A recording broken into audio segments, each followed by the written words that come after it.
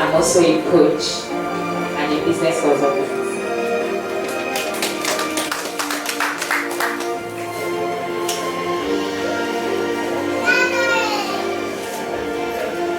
Hello everyone. My name is Chinon, so I'm a lawyer. I'm a farmer. I'm a businessman.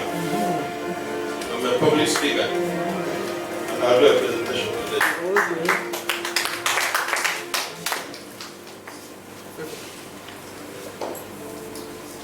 Good morning, everyone. My name is Lady Josiah. I'm a nurse by profession and a supervisor Ezeka work.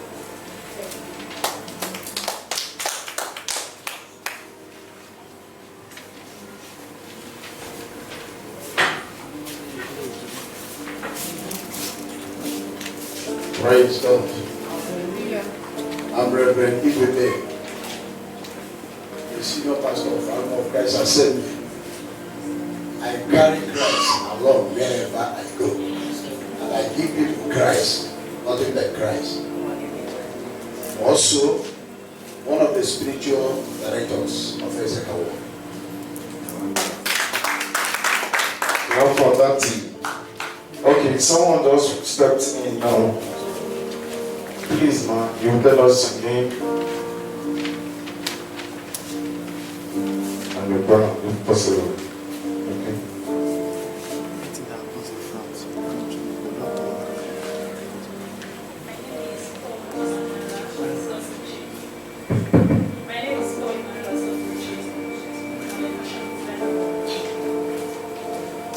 Paul Emmanuel Sofuchi, fashion designer by profession. Please clap for her. Okay, as I said before, I will not waste your time. We'll be doing it back to back.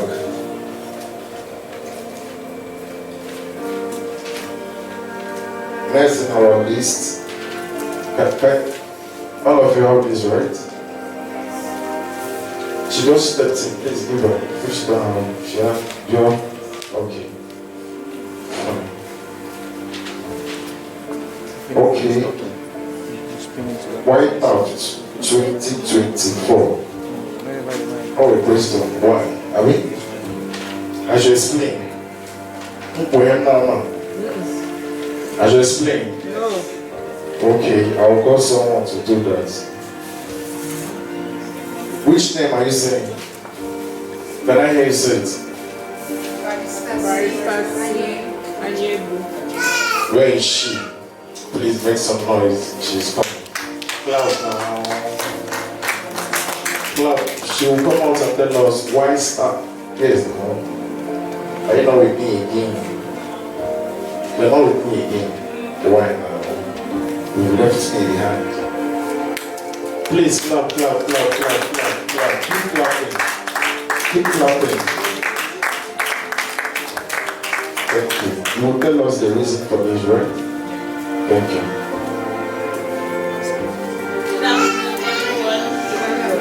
Good afternoon, everyone. Good afternoon. I cannot hear you. Good afternoon, everyone. Good afternoon. How are we today? Thank you all for coming.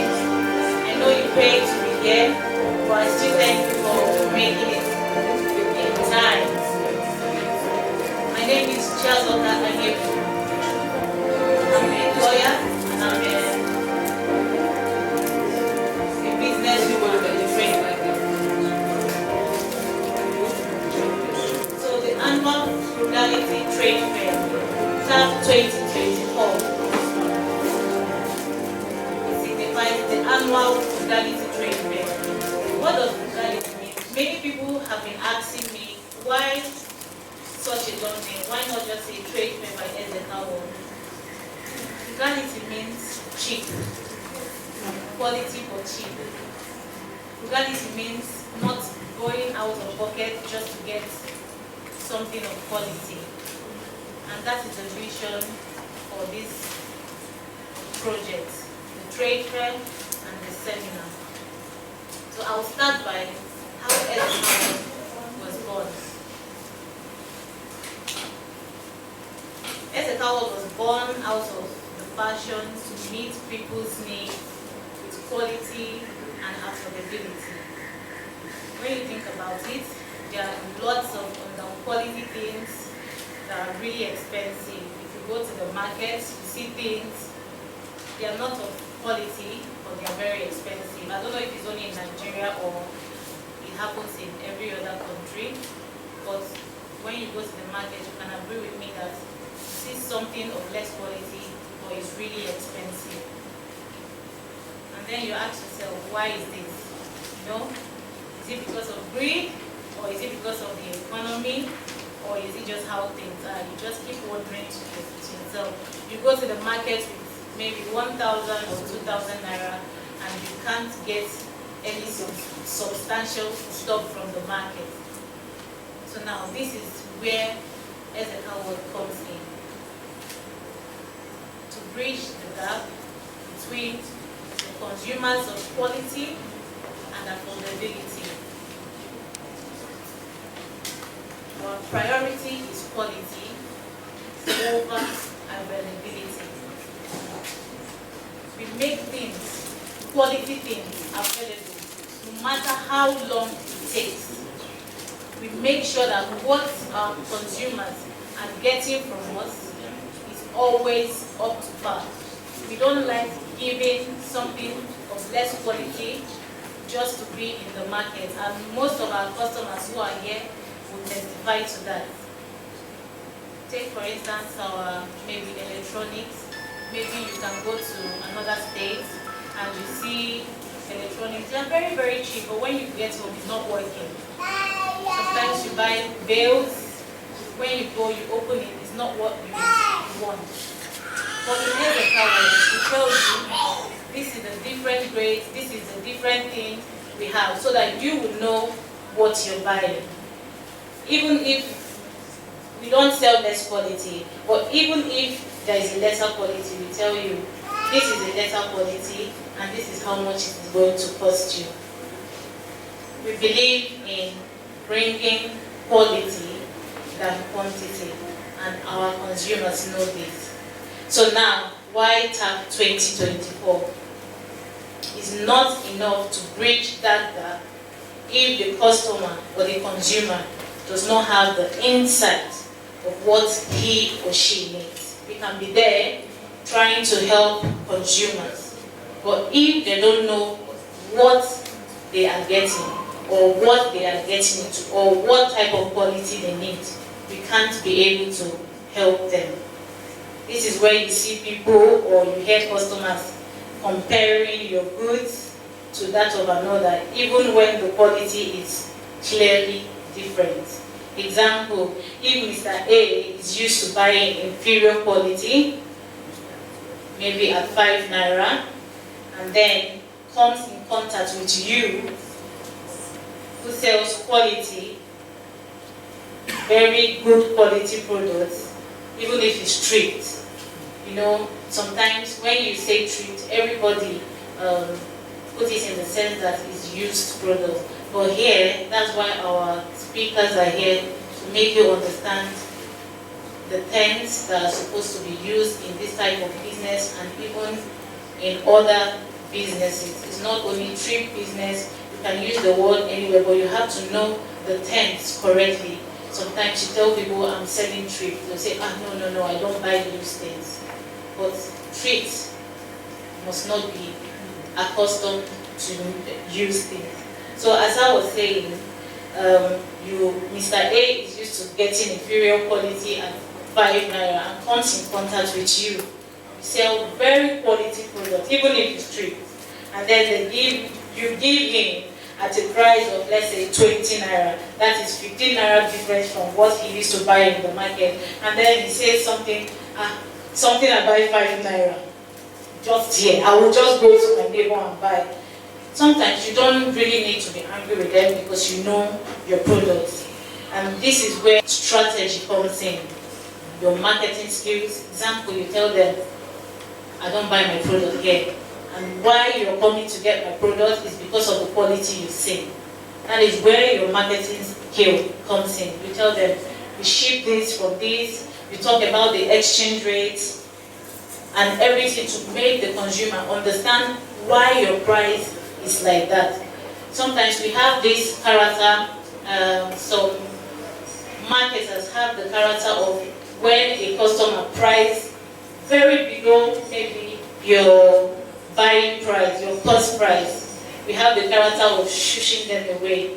Most times it is very good to make them understand why your price is that way, why they are even in your shop to get what they are pricing you for. And then you tell them where you buy your stuff. You can say, yes, I buy from China, yes, I buy from Korea, yes, I buy from UK. So by the time you're telling them all these things, your shipping fee, and then other things, you make them understand that your gain is not even measured up to the quality that you are giving. So if it's someone, most people who really desire quality, someone that really desires quality, he will be engaged. When you're talking to him, he will be engaged. Some people are used to inferior products. You don't need to beg them. Maybe when you start talking to them and telling them about it, they say, I beg. They hear all these things. They see why you put 15 naira. Some people don't engage like that. But some people who desire quality, who are tired of inferior products, will be engaged in your conversation. They will be engaged in your conversation, whether or not they are purchasing at that time. However, others, due to maybe financial constraint or still unacceptance to the inside, they will not hit. They will just maybe go somewhere else. And we don't need to blame them. The customers for your quality will always come. Now, this is where the saying comes in. It is better I buy UK used than new China. You ask yourself, why do people say this? It's not that sometimes China products are maybe really bad. They are very quality China products. But they are expensive as well, even compared to the UK price. But the normal thing say, okay, let me go and buy this product. It's better than buying all these new things. That is where all this drama, that is where the saying comes from. Let me go and buy this thing, at least it will serve me than this inferior quality. So now, this is how and why Taft was born. By the revelation of God and the passion to make people understand why they need to stand firm in their vocation, people like you, not because of the economy, don't relent. You know what you're selling. Your buyers must come. You have to stand firm in your vocation, whether or not you are selling superior quality, even inferior quality. We are here, our speakers are here to make sure, to make you understand that consistency is key. You need to understand your strategy and know how to apply it. Now, here with us are learned experts to take you to the field of knowledge in regards to why you are here. And I hope you get every bit of knowledge that will be thrown at you for you to excel in the marketplace, irrespective of the department you serve or lead. Thank you so much. You're welcome.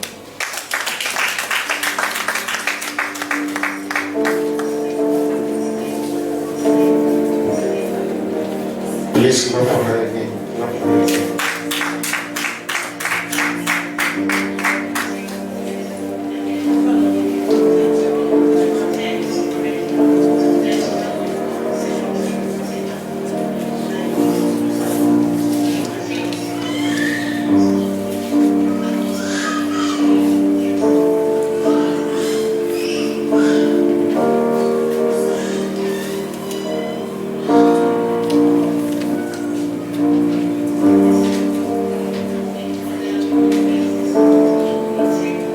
Okay, next on our list.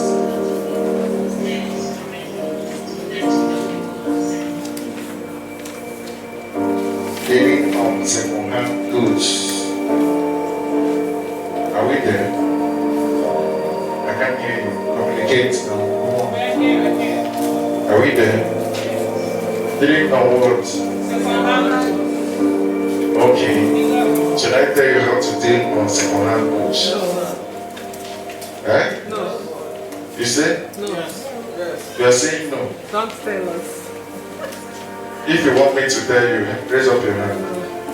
Okay, let me tell them. I'm a sentiment test. Don't worry.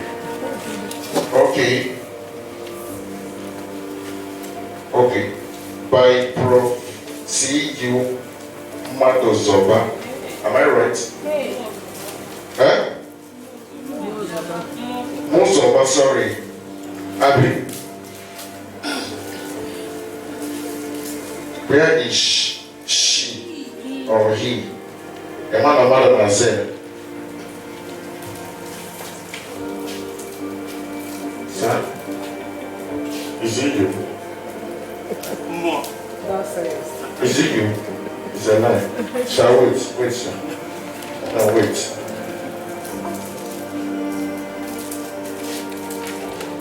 Please clap for him as he's coming.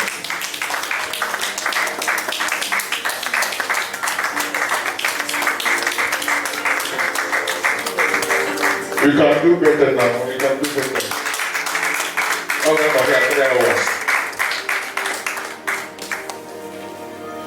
please, sir, don't be offended. I have to throw my hand on the other thing. Don't be angry. Thank you, sir. That money you promised me, don't change your mind. Please, I know you will not. General corporate business. Thank you, sir. Thank you. Good afternoon, everyone. First of all, I bring greetings to. This is to avoid seizure of your goods as may be marked contraband and the consequential loss of both your capital and the goods. On the other hand, even if your preferred line of second-hand trade is permitted by government policy, sometimes the area you want to venture into is approved. It is still important that you ask yourself that question so that you find out what you need to do in order to qualify to do that particular line of business that is approved. For instance, you may discover that you need import license. You may also discover that you need certain kinds of tests, certificates for certain kinds of importation. Compliance with these requirements will safeguard you, the dealer, from sanctions from the customs as well as from prosecution for tax evasion. Because you will also find out that there are certain taxes you need to pay in order to qualify to do that business lawfully. The second question, which I said everyone who aspires to go into second-hand business should ask himself or herself is this: are there legal sanctions against my intended line of second-hand goods trade? This second question is also important so as to avoid criminal breaches and consequential sanctions. For instance, one should not deal on items in circumstances that will amount to crimes. For instance, even if you want to deal on second-hand goods, let me give you another example of what you may not have bothered to consider as second-hand, but they are. Every now and then again, guns come into this country. Guns, everywhere, as in everywhere. Different makes. When they come in here, they have been used elsewhere, true or false? They have been used. Some of them by some of these bandits in different countries around that have countries of Africa. They are being brought in. They are second-hand. But the mere fact that you are a second-hand dealer does not mean you should not start dealing in guns, because it is purely prohibited. And unlawful possession of arms is a very serious criminal offense, which which will land the person into arrest, investigation, prosecution, and eventual imprisonment and fine as well. So, when you ask yourself this question, are there legal sanctions against my intended line of second-hand goods? And you discover that what you are interested or what has suggested to you that the one way they bring money now to bring and import out. Think of the legal consequences. So you better save your money and go into other lawful kinds of businesses. The next point I want to discuss here is the conditions under which second-hand goods are sold and purchased. We'll talk about second-hand goods. But there are underlying conditions under which they are either sold or bought. In selling and purchasing second-hand goods, there are certain conditions that are assumed, presumptions that are assumed or implied unless they are expressly disclaimed. Those conditions include, but are not limited to the following. 1, or A, second-hand goods are assumed to be functional unless stated otherwise. But there's a caveat here. When second-hand goods are sold by their direct owner sellers. Are you following? Yes, sir. When second-hand goods, let's say for instance, assuming I bought a car, brand new. I did not buy the Kumbo. Are you following? I bought brand new. Tear, the one they call tear rubber. I mean tear the leather there. If eventually I want to sell it, there is a presumption of law that what I am selling is functional. Are you following? Yes, sir. But what I am selling is still second-hand. True or false? Yes. It is second-hand because it has already been used. But because I am the original purchaser user, when I'm selling it to the first second-hand buyer of it, there is an understanding under the law that I am selling to him a functional car. Is that understood? But there is a different situation if I bought it as second-hand myself and now I want to sell it. And that is where Ezeka world comes in again. A different situation applies when a second-hand good is sold by third-party resellers, such as Ezeka world. What it means here is that don't go and hold Ezeka world people, even though I know they are very forthright people, but don't hold them for something that is a defect, because they are not the original what? Users. So what they are selling to us is as is. In law we say sold as is, which means as at the state you find it, so you take it. You take both the benefits and the burdens. Is that understood? So if Ezeka world is selling to us second-hand goods that they themselves were the original users, then there will be a condition attached to it that they are selling to us with optimal functionality.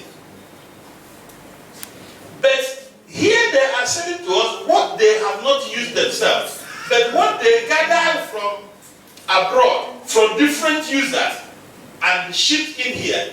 They do not owe us such warranty. Is that understood? Yes.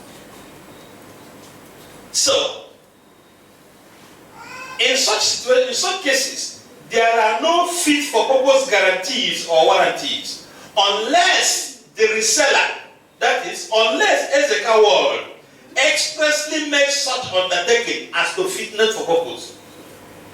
Unless otherwise agreed, any anomaly or any need for repairs that may be found on such a second-hand good sold by a third-party reseller will be borne by the purchaser.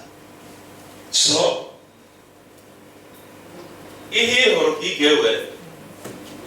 hello? That is what you see, and you go collect. So we have come here trusting on their integrity, which I know very well.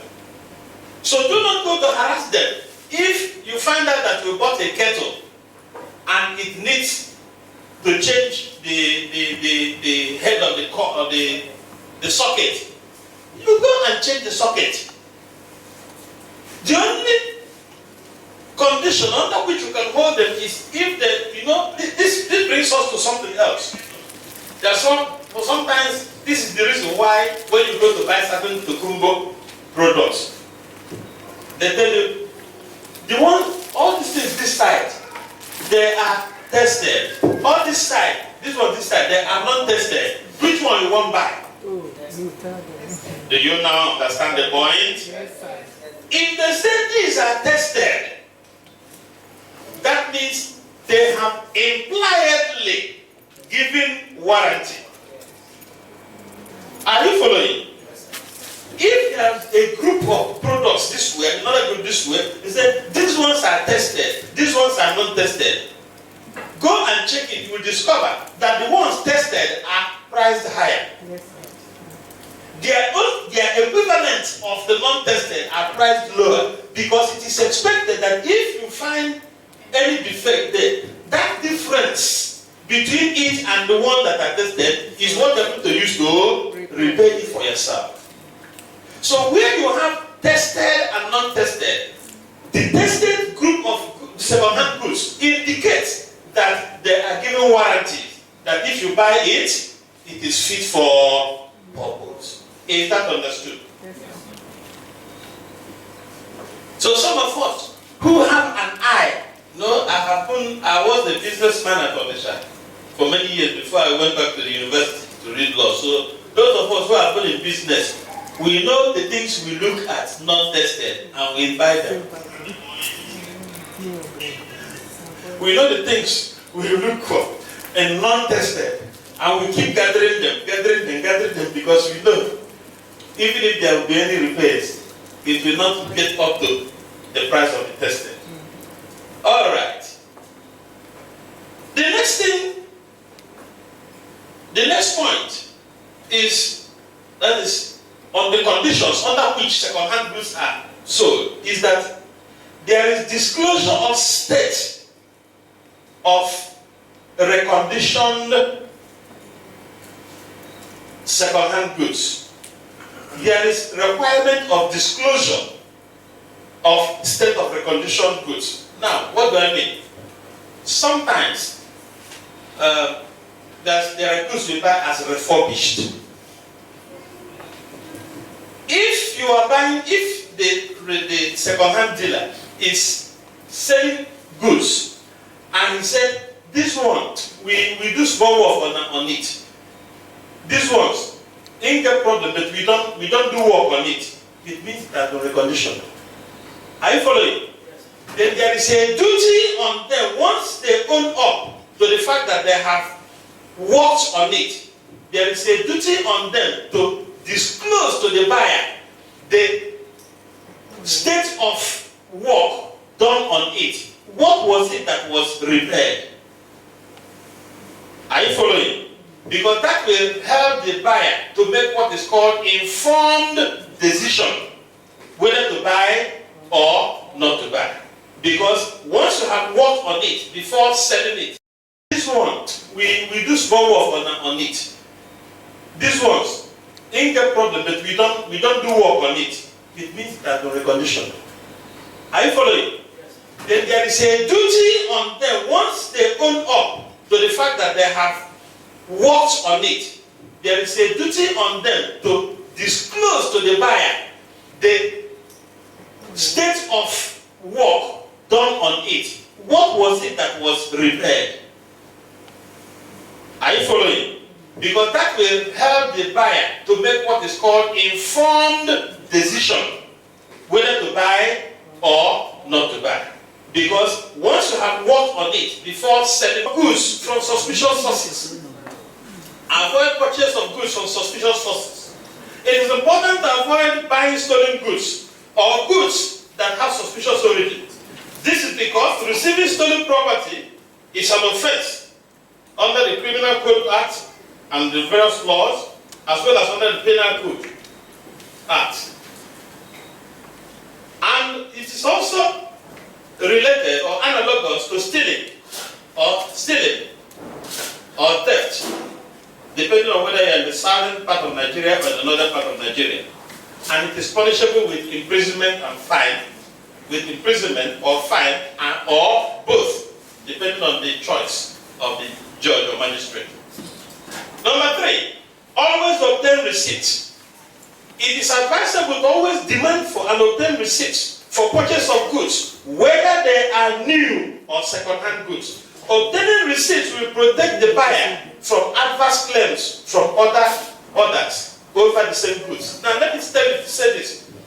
If you just buy somebody that you said is the original owner, he didn't give you a receipt, his original receipt, he didn't also give you an affidavit showing that he lost the receipt. If you buy, he or his survivors, assuming he died, may come back when they find that old receipt and come back to claim back what you bought. I don't know whether you get my point. These are things I have seen, and the people who make the most of these mistakes are people who are called pastors, evangelists, reverends. The reason, they trust the world.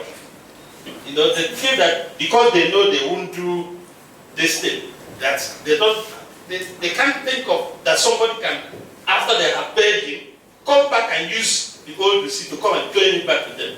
And then finally they say, let God judge. But for me, we need to judge them here before we hand them over to God.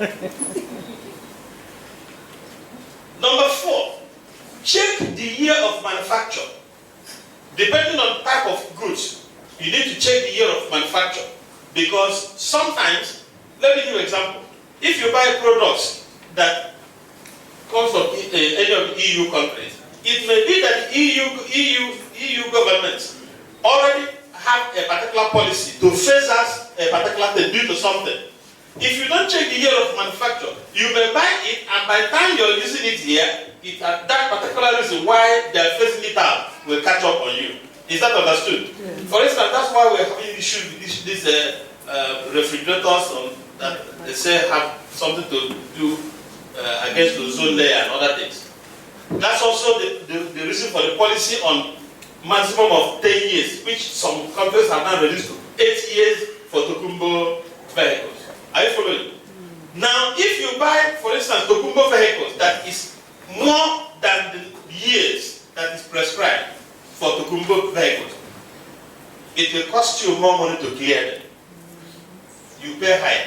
And when you want to go for insurance on them, you also pay higher because the insurance companies now consider them as having higher risk factors.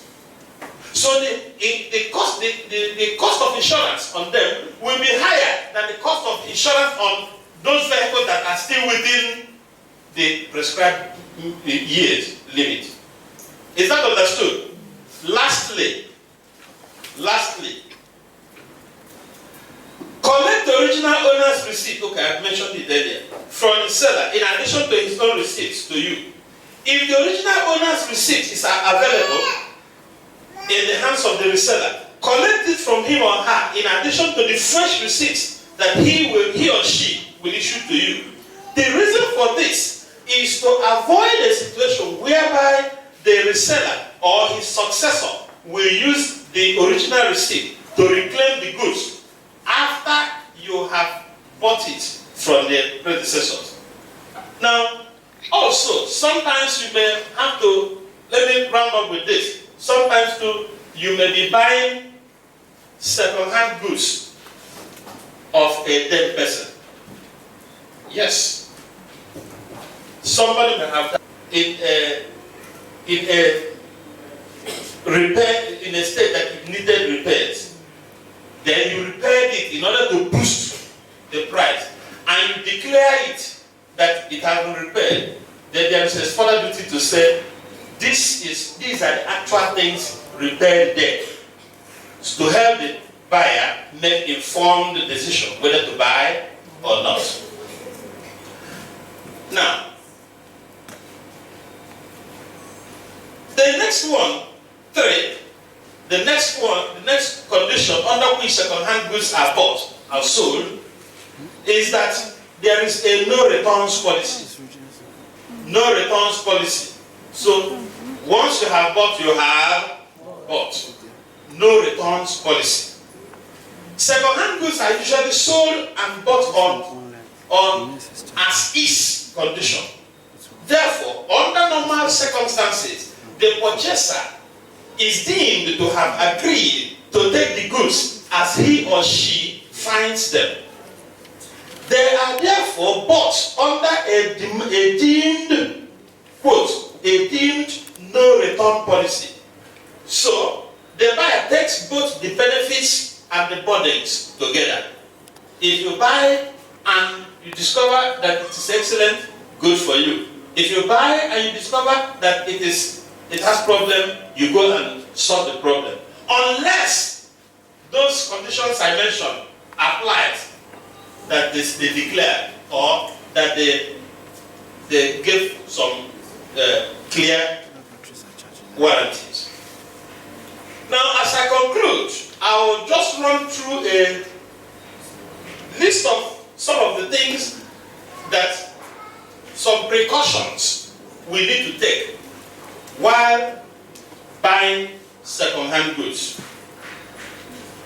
Whenever you want to buy a second-hand product, whether you are buying from the direct first user or you are buying from a third-party reseller or dealer, it is important that, one, you should ask questions before purchasing any second-hand goods. Do not hesitate to ask necessary questions about the history of the goods as well as their conditions. You are entitled to request proof of ownership. For instance, if someone has bought, in the case of imported goods, well, once they have the manifest, of course, that takes care of proof of ownership. But let me create the mental picture here with buying a product that has been used by a first user. Sometimes a first user may want to sell his item as a second-hand product to you. When you want to buy, because he is the first user, it is important that you should ask him about the receipt with which he bought originally. Is that understood? There was a time in Port Harcourt, that was when I started my practice newly as a young lawyer. That would be 29, between 28, 30 years ago. I don't know whether it was my first or second year as a lawyer in Port Harcourt.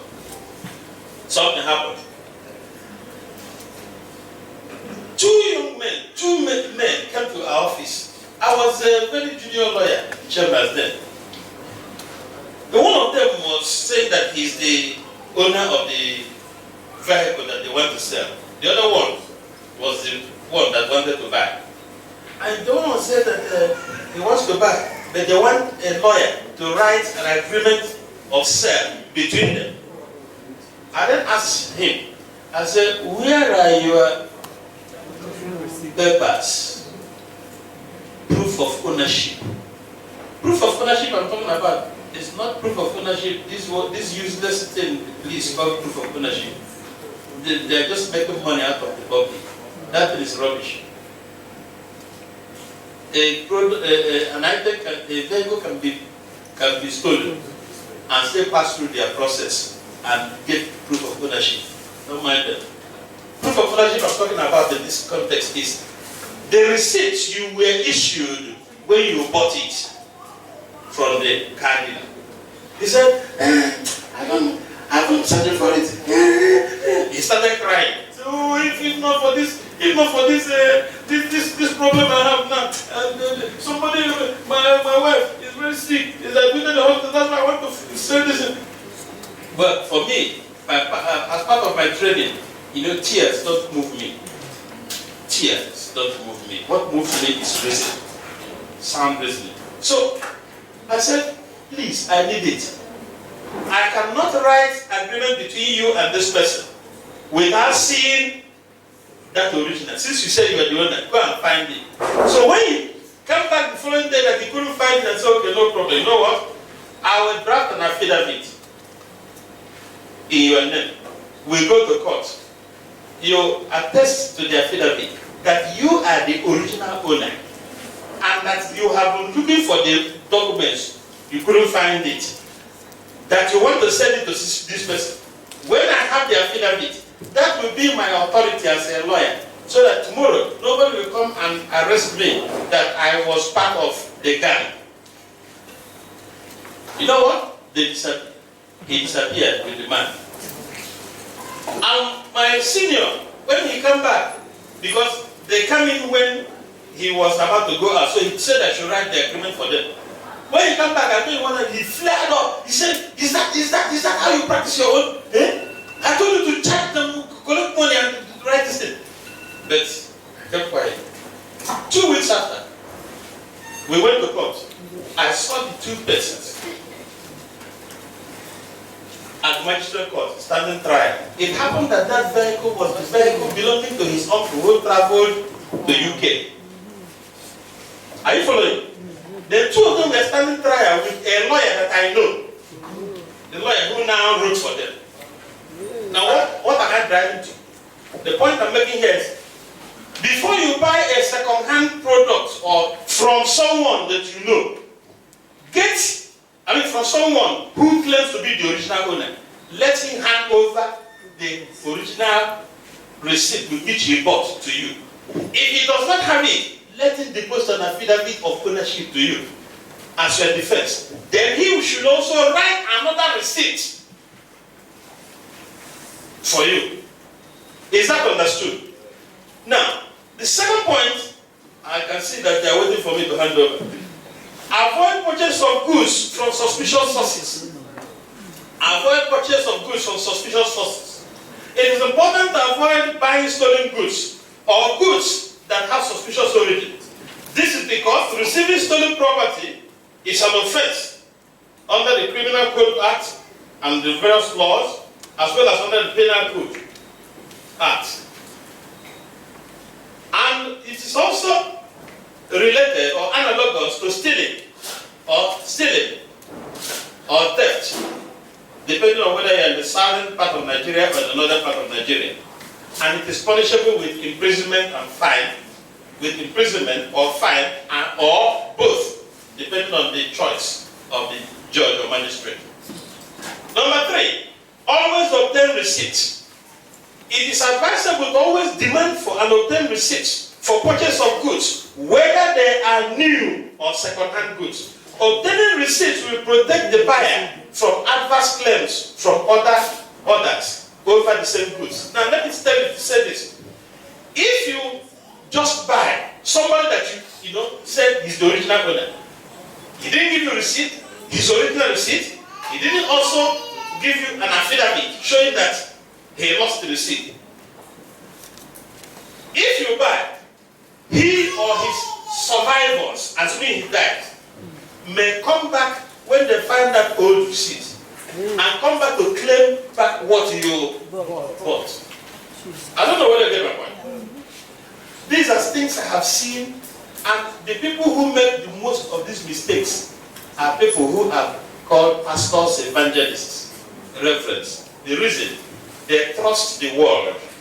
They feel that because they know they won't do this thing, that they can't think of that somebody can, after they have paid him, come back and use the old receipt to come and claim it back to them. And then finally they say, let God judge. But for me, we need to judge them here before we hand them over to God. Number 4, check the year of manufacture. Depending on the type of goods, you need to check the year of manufacture. Because sometimes, let me give you an example. If you buy products that come from any of the EU countries, it may be that the EU government already have a particular policy to phase us a particular thing due to something. If you don't check the year of manufacture, you may buy it, and by the time you're using it here, that particular reason why they're phasing it out will catch up on you. Is that understood? Yes. For instance, that's why we're having issues with these refrigerators that they say have something to do against the ozone layer and other things. That's also the reason for the policy on maximum of 10 years, which some countries have now reduced to 8 years for Tokumbo vehicles. Are you following? Now, if you buy, for instance, Tokumbo vehicles that is more than the years that is prescribed for Tokumbo vehicles, it will cost you more money to clear them.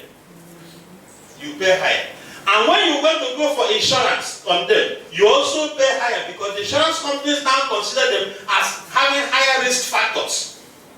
So the cost of insurance on them will be higher than the cost of insurance on those vehicles that are still within the prescribed years limit. Is that understood? Lastly, collect the original owner's receipt. Okay, I've mentioned it earlier. From the seller, in addition to his own receipts to you. If the original owner's receipt is available in the hands of the reseller, collect it from him or her in addition to the fresh receipts that he or she will issue to you. The reason for this is to avoid a situation whereby the reseller or his successor will use the original receipt to reclaim the goods after you have bought it from the predecessors. Now, also, sometimes you may have to, let me round up with this. Sometimes too, you may be buying second-hand goods of a dead person. Yes. Somebody may have died. His survivors may be selling some of his items as second-hand. Please, make sure that they are selling as testators. That is, if the person has a will, let it be the particular people who are mentioned in that dead man's will. Let it be that they are the ones you are buying from. Otherwise, if you buy from any other member of the family, not being those people mentioned in his will, you have bought lawsuit. Secondly, and relatedly, if the person did not have a will, in law we said the person died intestate. If the person did not have a will, make sure you are buying from the person or the persons who have obtained the letters of administration in rest to manage the dead person's property. Is that understood? They are the only people who are authorized to sell the second-hand items of a dead person. Is that understood? Having said this, I'm trying as hard as I can not to speak law jargon. I believe that I have imparted some knowledge. Thank you very much for listening.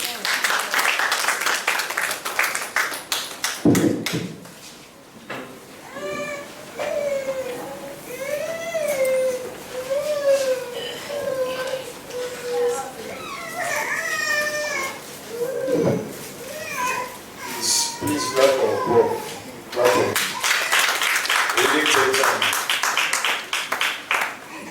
Okay, next in our list is what? Break. Smart break. I can't hear you. Smart break. We'll skip that one. Next is what? Break. How to thrive in the street business, the benefits and packaging of thrift of Okay, by Mrs. Gabriela.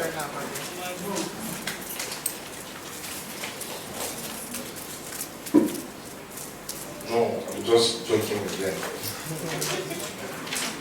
Don't worry. Okay, please, after the snack, Mrs. Gabriela, get ready after the snack. DJ, are you ready? Let's give us a soft sound. Wow. Sorry. This is my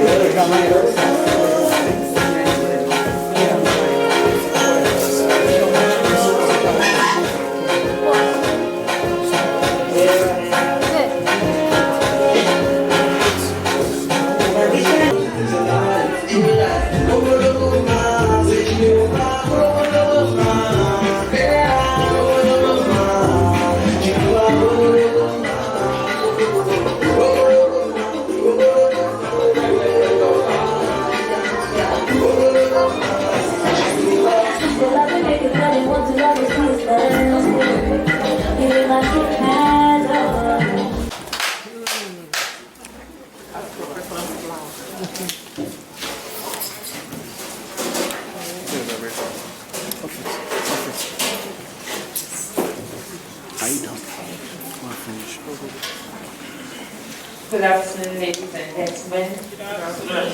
Sorry, I need to say this correction. It's not Mrs. Maybe he's being prophetic. It's Miss Gabby, soon to be Mrs.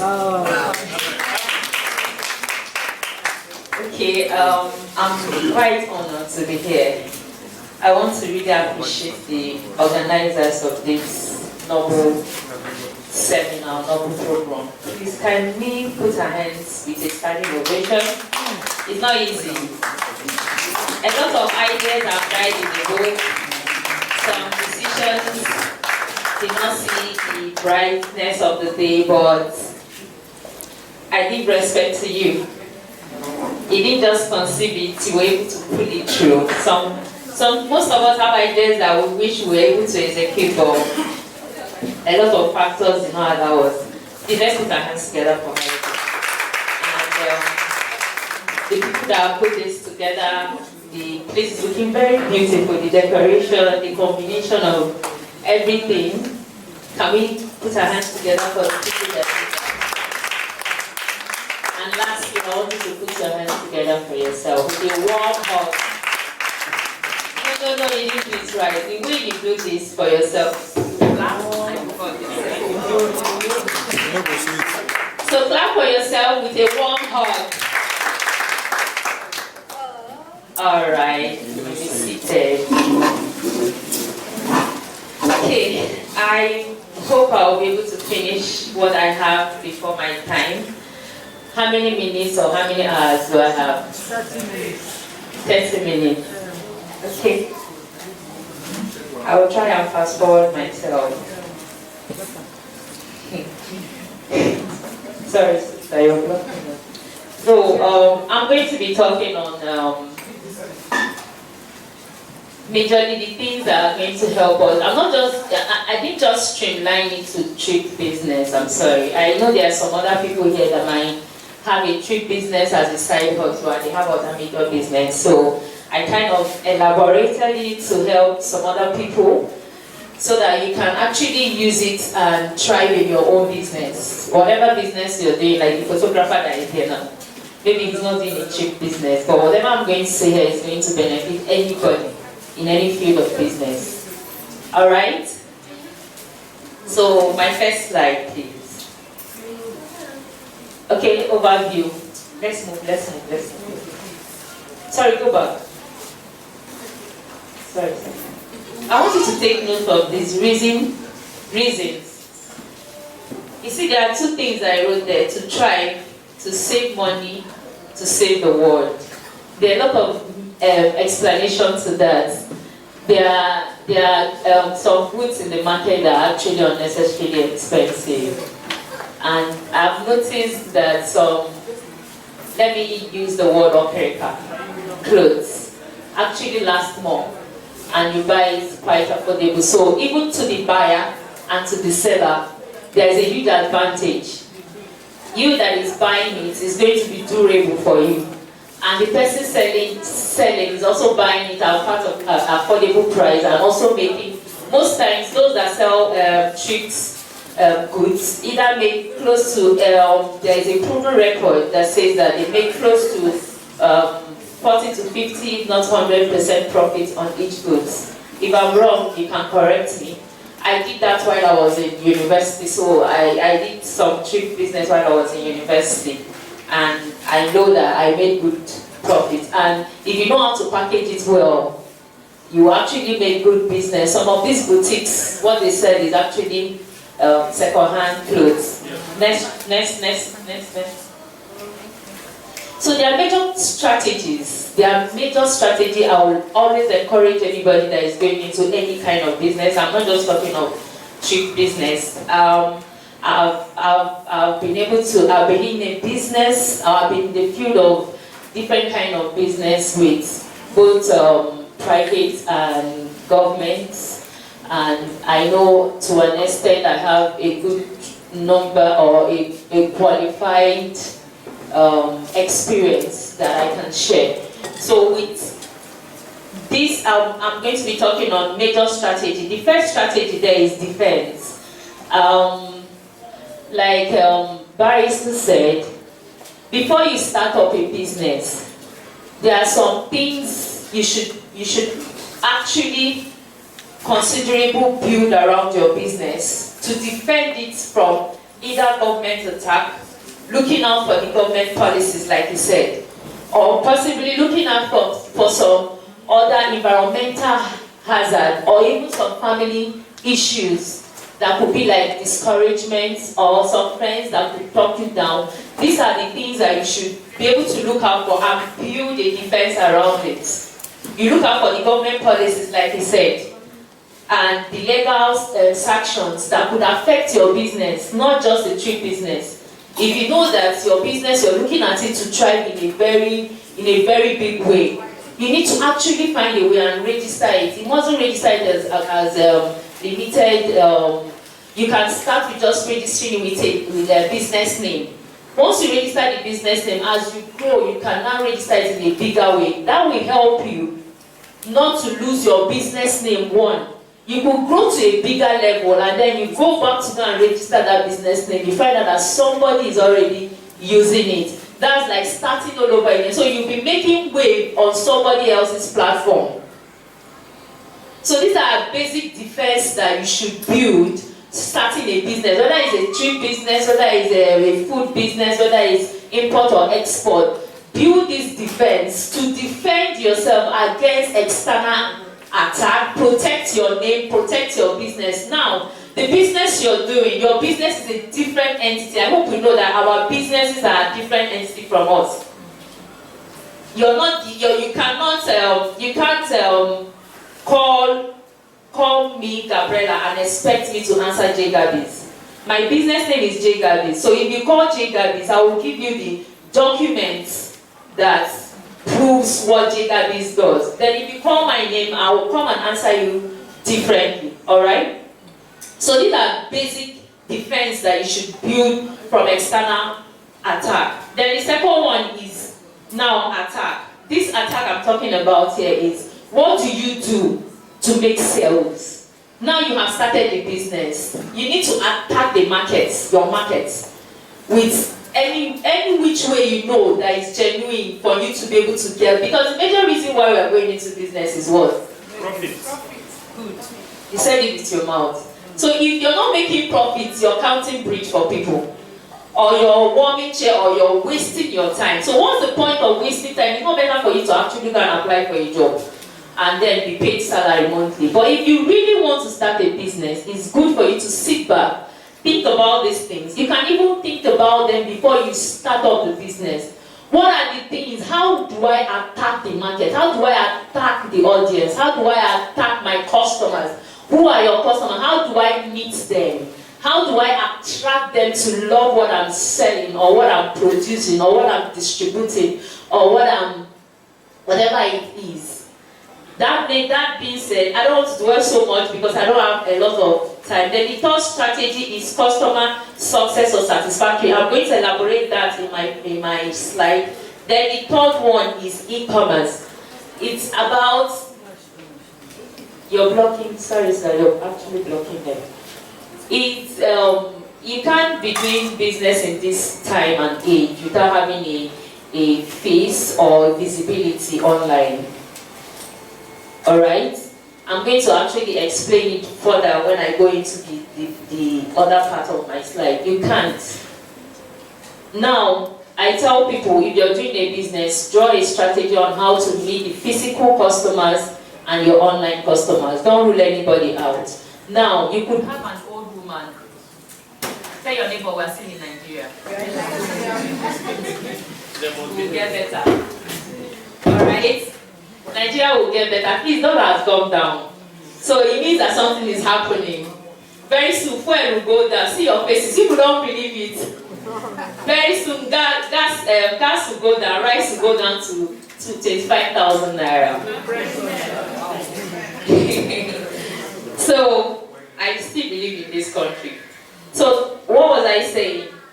Can someone remind me? Yeah.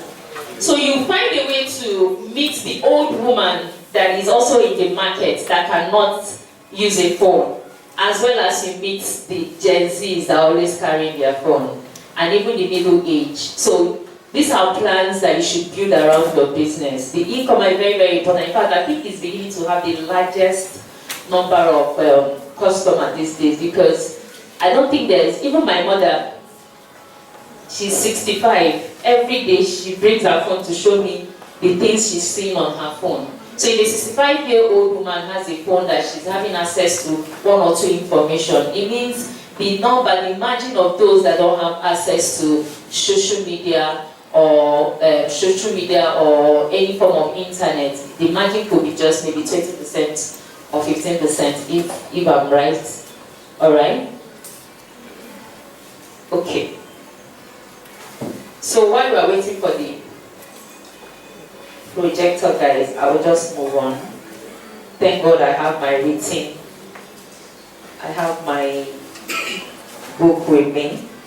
So we'll now go into how to thrive in business, both be it street business or any form of business proper. The first on my list is, sorry, I think I'm done with this. The next slide. The next slide. Identify your mission. Every business, you know, the thing I've noticed about most Nigerians sometimes is hunger that actually pushes us into doing one business or the other. And that's why some say fake thing and even sell it to higher than original. And the way they will talk to you, they will convince you like, this thing is original. And you will buy into the notion that is original when you now go home. And I'm sure you will not go back to that person. Never ever. Even if the person is giving it to you free of charge, you will not want to take it because the trust has been tampered on. So it's very important, very, very important. If there is nothing you go home today. Let me round up with this. Sometimes too, you may be buying second-hand goods of a dead person. Yes. Somebody may have died. Make sure that in satisfying your customer, make sure that you're reliable. Very important. If you know that you cannot supply or you cannot deliver, don't overrate what you can deliver, and don't underrate. Make sure it's something you can do. They ask you, please, can you be able to supply me 100 packs of small chops in less than 24 hours? Because you know the money is there, you will even have the price and say yes. But after the people are already seated, people that need it are already seated, but you have not started the work. And they are calling you this, I'm into events actually. I'm an event planner and I also do decoration and I do other things. This season, I have some people that in my organization that refunded a huge amount of money because they overpromised and delivered little, and the customers came after them with police. There is not everybody you can toy with. Some people might overlook you. So make sure you're highly reliable. My policy is I deliver more than I promise. So I under-promise you, and then when I over-deliver, you'll be wowed and you'll be surprised. Sometimes I even get extra pay for over-delivering. Alright? Reasonable price, please. I know that the country is very bad. Don't, I don't know, it's just the word. Let's take it like that. Timely and deliver well. Deliver on time. Deliver when you have promised. Deliver how you have promised. Don't tell the people you're selling your person is coming to buy a brand new phone, and the person comes and see a second-hand phone inside, a second-hand Samsung inside an iPhone pack. We see such things in Nigeria. A second-hand Samsung inside an iPhone pack. Please, whatever it is you say you want to do, these are the things that will actually keep you in business. As simple as that. Next slide. Next slide. So imagine all your customers always leave you with this beautiful face. Or at least 80 to 90% of your customers, they live with this face. Wild, excited, happy, men, women. Just make it a priority. Next slide. Okay, now this takes me to another thing. People, we do business and we handle it carelessly. Documentary in our business is one thing that will help you thrive. Taking a quality picture. If you look at this picture here, this is a trip business, yeah? Are we looking at this place? This is a trip business. And this is also a trip business. Some people have actually gone this far. This is a trip business. This is also a trip business. Somebody like me, I would walk in here and buy it and come out. I would not want to stand here. So make sure that you're packaging and you're having a good quality picture. If you're so hungry and I tell you that I want to buy food, I tell you a food vendor, and I send it to my handle and you open, the first thing you're seeing is this kind of food. Won't you run to my stand? You run to my stand because I am a buzzer. Alright? You start from this small so that next slide. This is another one. Embrace change. People are used to the old way we are doing it. This is Okrika. Have you passed market and where they are showing clothes? Have you heard those kind of things? Buy one, take home, take 10 free. They will not be ringing bells. These are even this my client see was also part of the people buying it. This is the old way of doing it. If you're going to make it differently, if you're going to actually achieve it differently, make sure you embrace change. Grow out from this level and grow into, I call this Okrika. Change from Okrika, local pattern, to this. How many of us are going to take it that way?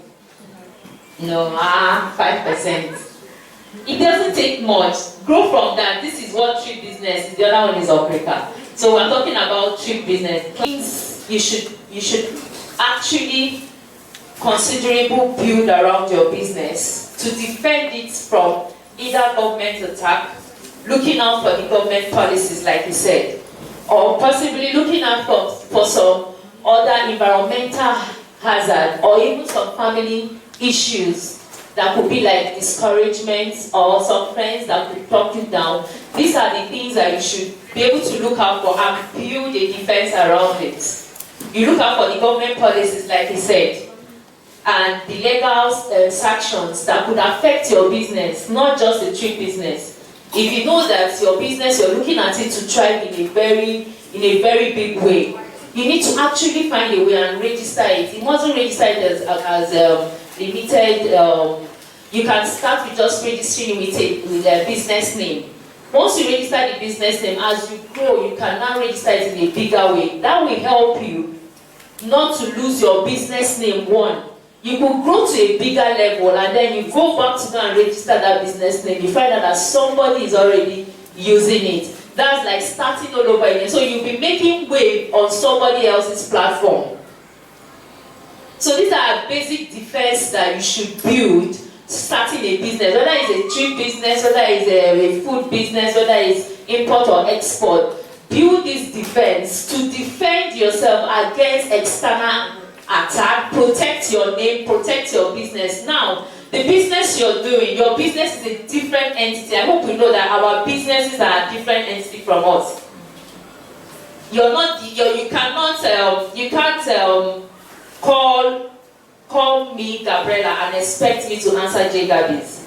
My business name is J Gabby's. So if you call J Gabby's, I will give you the documents that proves what J Gabby's does. Then if you call my name, I will come and answer you differently. Alright?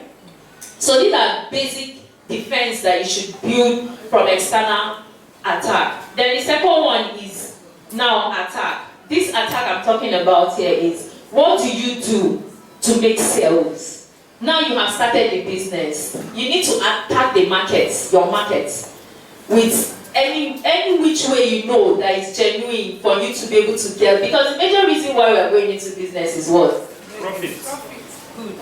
You said it with your mouth. So if you're not making profits, you're counting bridge for people, or you're warming chair, or you're wasting your time. So what's the point of wasting time? It's not better for you to actually go and apply for a job and then be paid salary monthly. But if you really want to start a business, it's good for you to sit back, think about these things. You can even think about them before you start up the business.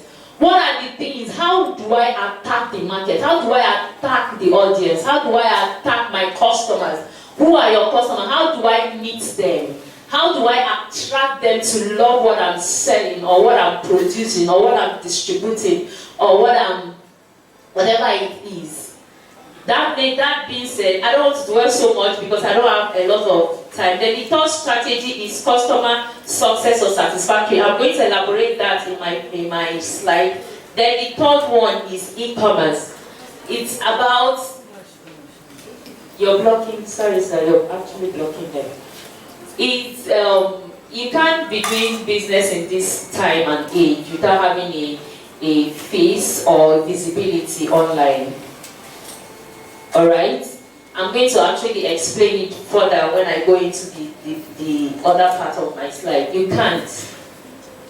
Now, I tell people, if you're doing a business, draw a strategy on how to meet the physical customers and your online customers. Don't rule anybody out.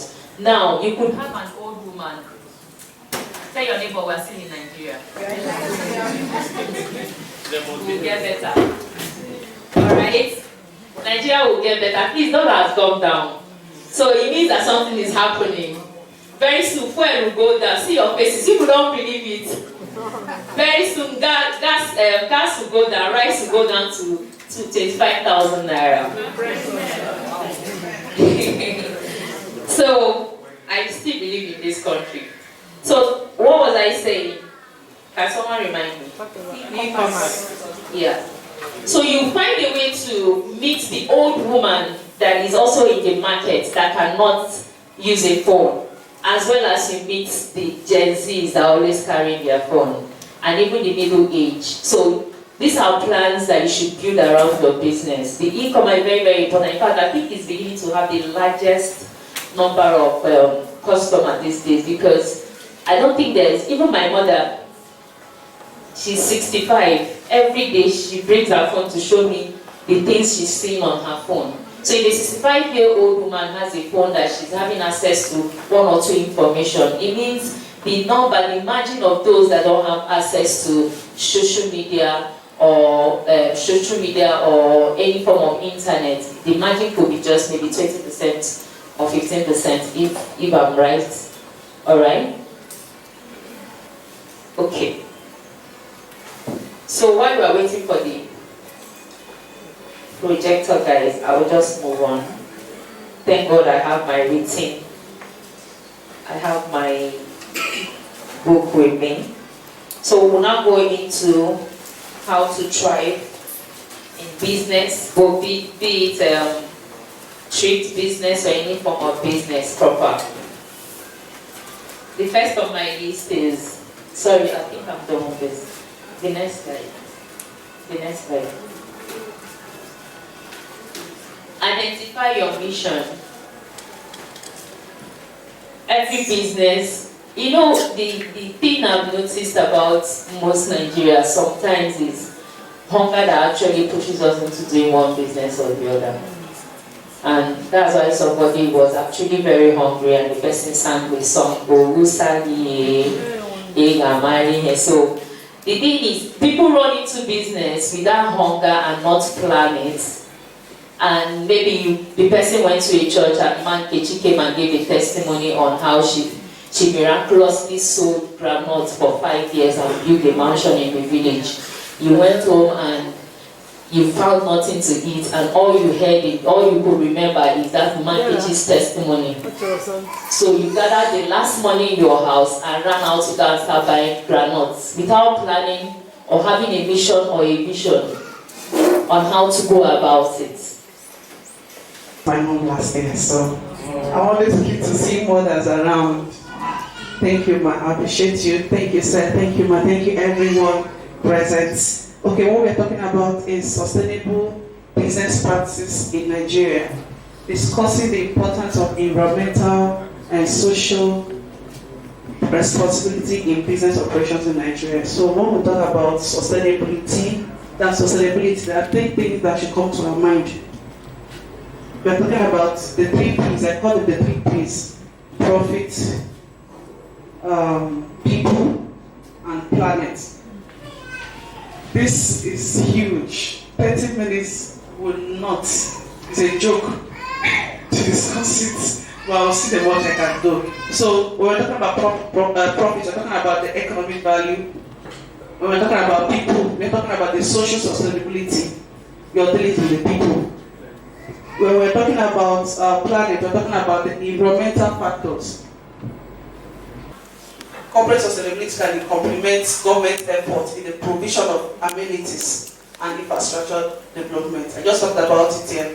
In FMC, majorly the government give drugs at a low cost. So you can actually work with the government to provide this amenity. It mustn't be a drug, it mustn't be prescription. Another thing I did then as a corporate affairs officer is at every 3 years in my state, then we call needs analysis of the communities we operate in. Needs analysis, we call professionals who go into the community, the different communities around, to check their needs. So to some it might be good roads, to some it might be borehole, to some it's electricity. So what do? We take the project and we look into it and then do an investigation to know what are priorities at the time. So we work with government. One of the things we did was to provide boreholes, hospitals. That's a clinic, a community clinic. It's still standing to today. But these are the things that government should provide for the people. But businesses have gone ahead to work with government to provide them. That's corporate sustainability. So you're not operating alone. You're not operating as a business alone. You are affecting the lives of people around you. So one of the things that this will do to you is that tomorrow when your business is mentioned in a turbulent atmosphere, someone can say, no, this business that did this for us, no. Am I making sense? Yeah. Okay, let's go to the next. Okay, in the dynamic landscape of Nigeria, the concept of sustainability has gained significant traction in recent years, though it faces unique challenges, of course, and opportunities on its way towards sustainability. So, number one is economic landscape. Let's go to the next slide, please. I have more.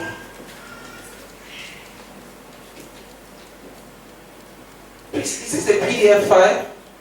Or the pictures? PDF, please. PDF. Sorry. So there are my slides, but they are not arranged, so I noticed. Please, my iPad, please. Yes, exactly. Okay, what was that? This is it. Number 2. Okay, number 2. Environmental concerns. We're looking at things where you can partake in. If the government have environmental concerns. These are the areas that your business can come in, can also affect your business as well. Environmental sustainability is a pressing issue with challenges such as deforestation, pollution, and inadequate waste management. You as a business, you can have a policy that says, in this area, we're not going to be a concern to the government. We ensure that the environment is clean. Like these companies, things like, okay, I think we just celebrated World Environmental Day a few weeks ago. These companies, these days, these global dates, they don't just go by without these companies collaborating with governments to see what they can do around their vicinity. So one of the things I remember doing was those days there's a community, our host community that has a river. So I gathered a team of employees and who are volunteers, and we go to the river, we have our gloves and we have our shovel and we try to clean around that river. And you don't just do it and keep it there. You take your pictures, you put it on your page. You put it on your page. These are the things that when people come to your page, they can say, oh, this person is not just after profit making. The concerns of people and the environment matters to this business. So this is about environmental concern. The other one is regulatory framework. The Nigerian government has taken steps to encourage sustainable business practices. Like I said, this is a global concern, right? I've mentioned it before. So it's something in the heart of the government. If an individual can come and say, oh, what are the pressing issues in the heart of government now, Nigerian government? Education. So imagine an individual comes and say, oh, for the pupils and students in Imo State, I'm going to sponsor them in a free education. What do you think will happen? Let that person try and come out for election the next year. Do you understand? So imagine they say, okay, for instance, the Foundation says I'm going to pay the school fees of all the students in Imo State, and it's actually doing it. And by the next year, it comes up for election. You and I know. They will rig it.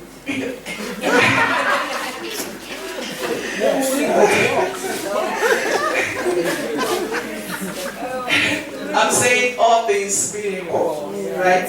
In a civil society, you and I know that it has an upper hand just by that single. So the Little Foundation will be everywhere. Even if you don't have a child and you're seeing the children leave the streets, it will be a challenge for you to make sure that this person will. But you'll be like, if this person can do all of this without being in government, what will he do if he enters government? So, as a business, if you're involved in this kind of thing, helping government to do one or two things like provide social amenities, as a business, you know. And that is why it's good, she mentioned in here, leveraging technology, it's good for you to do all of this, get your pictures, and put them on media. Put them on, the mode of marketing has changed. It has changed. So imagine I come to meet you one-on-one to talk to you about my business. How long will it take me to meet 5 persons? How long will it take me to meet all the people in this room? But imagine I put it on media, on social media, Instagram alone. At once, 1,000 people can see that advert. That's marketing. 1,000 people. That's a huge one. So you take these things, you brand your business, things you're going to use, have your backdrop, have your t-shirt, branded t-shirt, and you're doing it, and you're taking pictures of them, and you're putting it on the social media. Okay, the next one is technological innovation. I just mentioned it. Inclusive growth. So the sustainability in Nigeria also involves fostering inclusive growth. Businesses are recognizing the importance of creating opportunities for marginalized groups, supporting local entrepreneurship and promoting diversity within their organization. These big companies take it as serious as anything to make sure there is no form of discrimination by virtue of race, sex, gender. And it's always, people always say it's the multinationals that are doing it. That's why they are the big ones we have around there. These are the things that are giving them an edge. So if you are you have a local business, take it upon yourself. Think big. What's the difference between the multinationals and the business you're doing? It's this kind of thing. But because we shy away from them, say, oh, my business is still very small. It's not a multinational company. It's not this one. It's not this one. We leave the sky for the multinationals to be. Let's go to the next slide. Next slide, please. Okay, CSR, that's corporate social responsibility. These are companies manage their business processes to produce an overall positive impact on society. It covers sustainability, social impact, and ethics, and done correctly should be. And ethics, and done correctly to. I think there's an error there.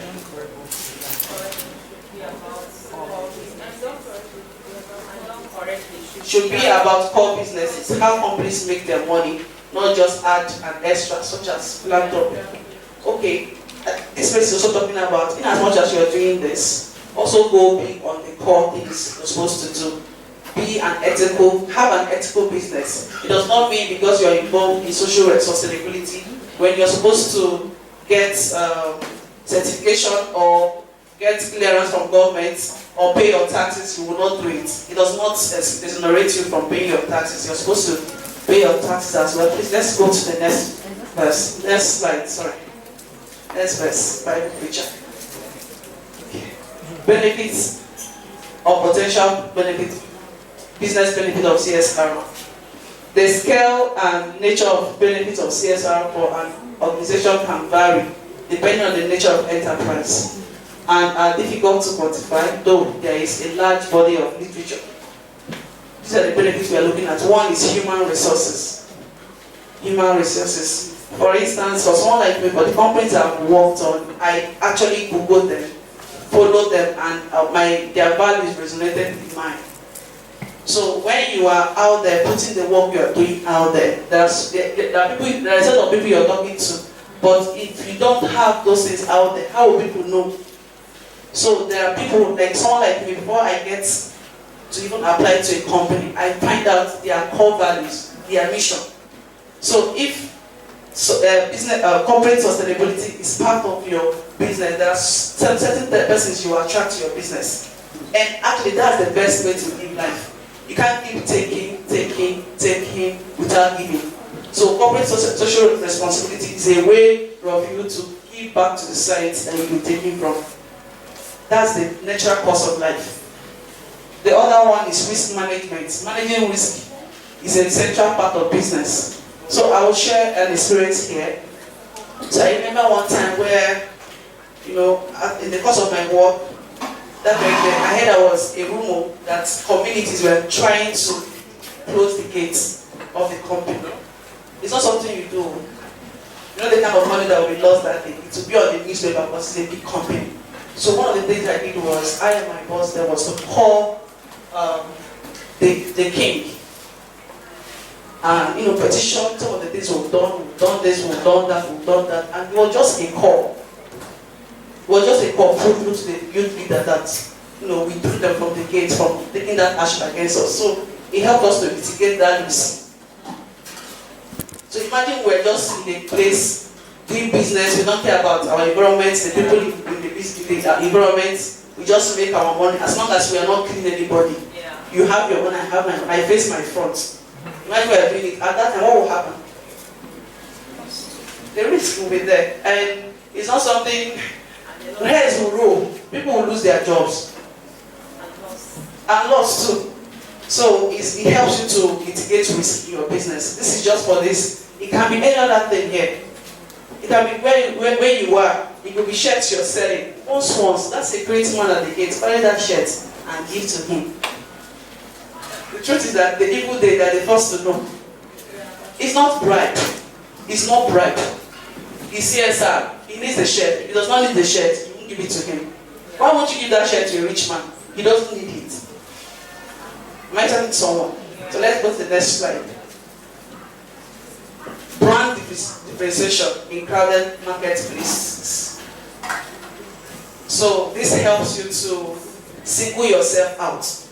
If you're in business and you want a business to go further, to risk your business. This is just for this. It can be any other thing here. It can be where you are. It could be shirts you're selling. Once, that's a great man at the gate. Buy that shirt and give to him. The truth is that the evil day, they're the first to know. It's not bribe. It's not bribe. It's CSR. He needs the shirt. If he does not need the shirt, you won't give it to him. Why won't you give that shirt to a rich man? He doesn't need it. Am I telling someone? So let's go to the next slide.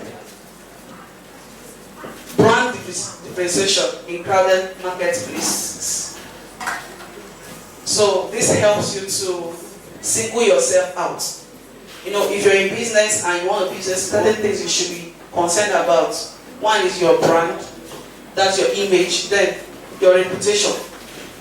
Your reputation, these are the things that speak for you when you are not there.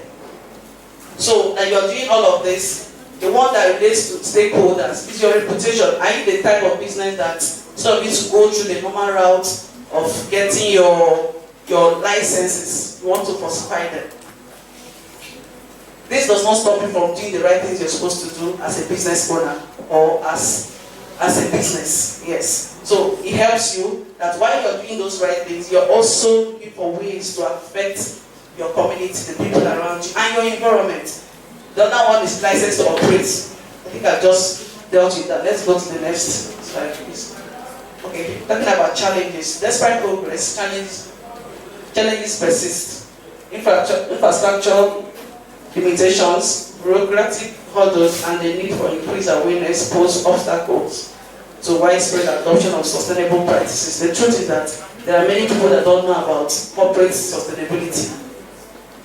So when I saw it there, I'm like, so coming here, I noticed that she's from the other side. I said, no wonder, because most businesses are not aware of it. And this is one of the challenges.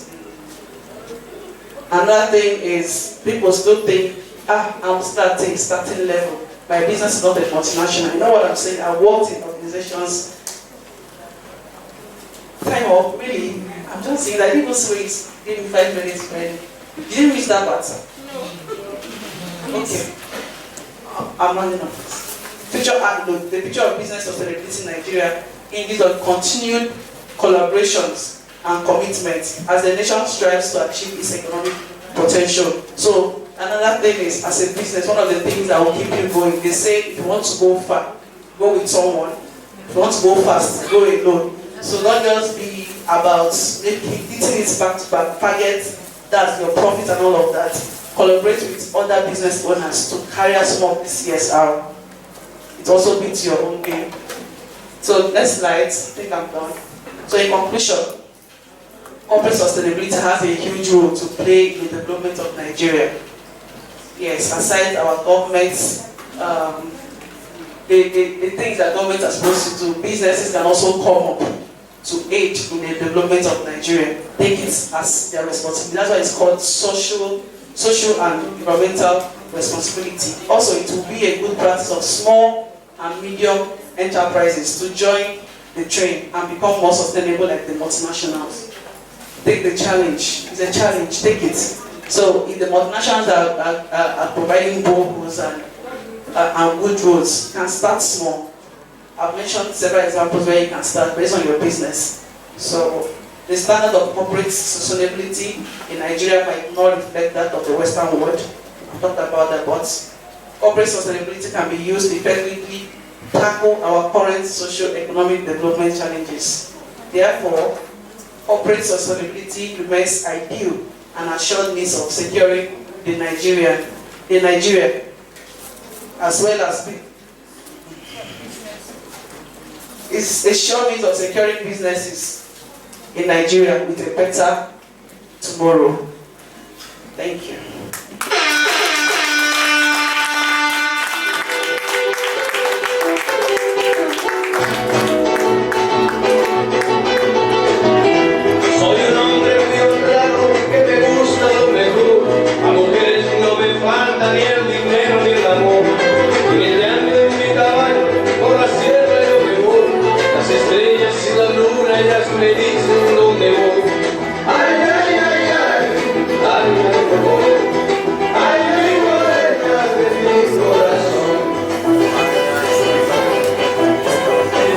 Please clap for her again.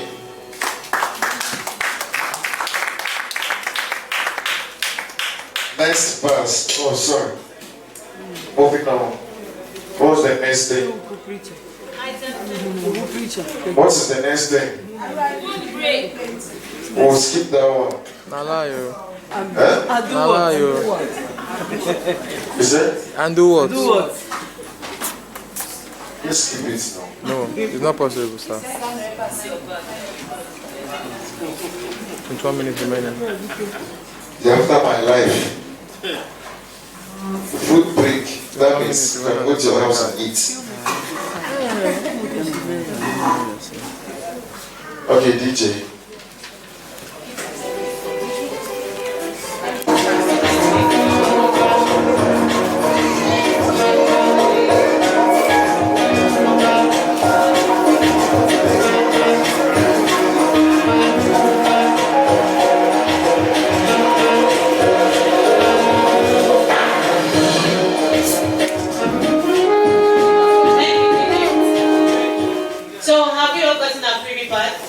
If you've got your own, please raise your hands up.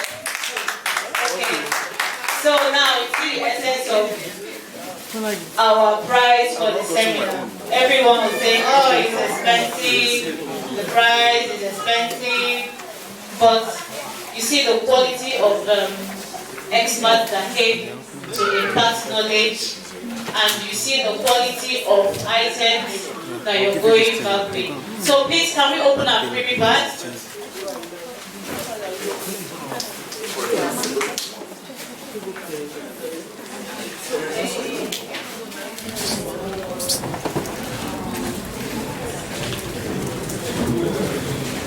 Please, can we open our freebie bags?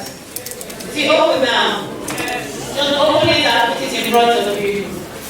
So you got hair removal machine, selfie stick, and something to eat, and then props. So why we put those there intentionally? The props is mainly for packaging. For people that do the online marketing, we gave you the props in case you want to use it to package your item to sell online. Then the selfie stick.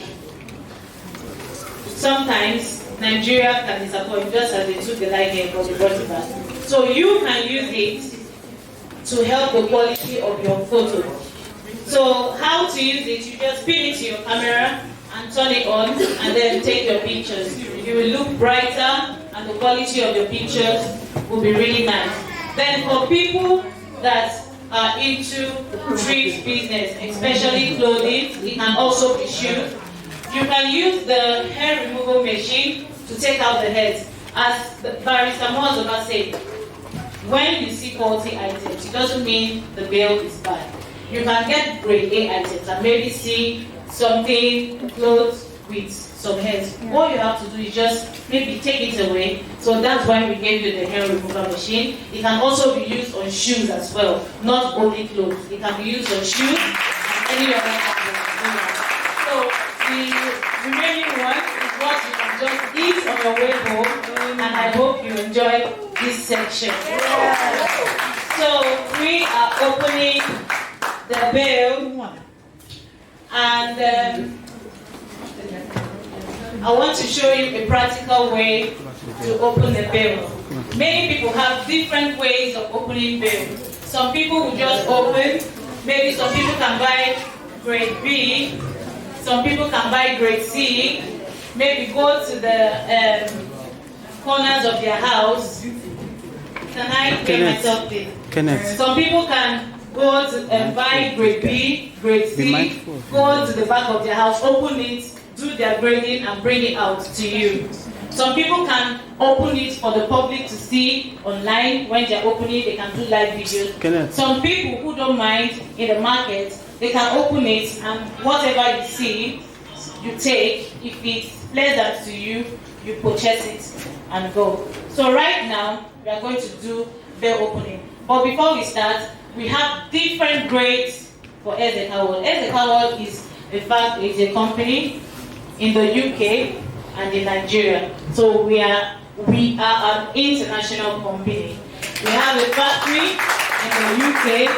We deal on bills, electronics, second-hand items, streets, and then we bring it back to be able to help the people in Nigeria, because I am from Nigeria. I love to help my people, even though it's for a little bit.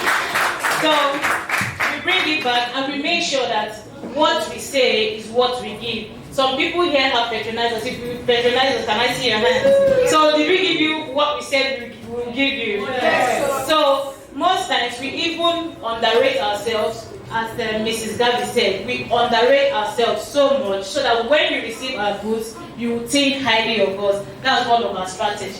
So we have different grades of bales for Ezeka Ward.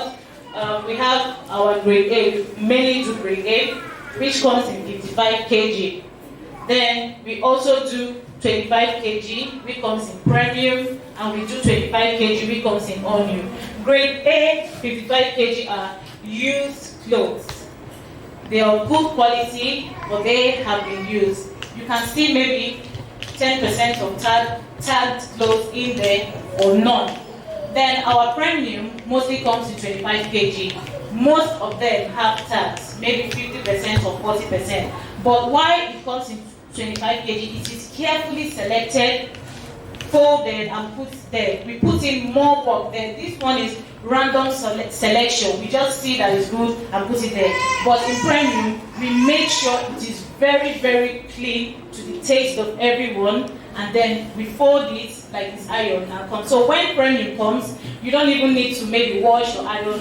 You can hang it if you're in a boutique, if you own a boutique, you can put it anywhere. But for grade A, you have to grade, you have to select and know the ones you will sell and the ones you will give out and know the ones you will launder. That's the difference. Then we have all new. Our all new is everything new. So if you buy our all new and open it, everything inside the bale is new. Most times it comes in package. I know one of our customers has bought all new here and she was so happy, and we are also going to sell all new clothing in the trade fair from tomorrow. So now that's for all new. And sometimes we do shoes, most times we don't do shoes, but when we see that by the time it comes to Nigeria, it will still maintain the quality it was when it left the UK, then we send it down. But if we know that it's going to peel or it's going to have some defects, we just don't do it. So that's why most times people ask us, do you do shoes, do you do bags? We say no, they are not available. Not that we don't do. We always watch the quality so that by the time it reaches its destination, it will maintain its quality. Then electronics. This is one of the search departments we have really ventured into, because we know that Nigerians sometimes they look for good quality electronics which are not available. Sometimes they buy new ones and the new ones tend to disappoint them. So we really invested in electronics, bringing them down, and the UK current and Nigeria current are almost the same, even the adapters and the what do they call it? The plugs, the extension. So that's why we ventured into electronics, because UK and Nigeria use the same voltage, yeah. So now we'll go into the bale opening. So me personally, I'm really dramatic when I open bales. But my employees sometimes, they're really cool. Sometimes I would call them and say, why are you doing this? Why are you doing this? Because they are not doing it to my taste.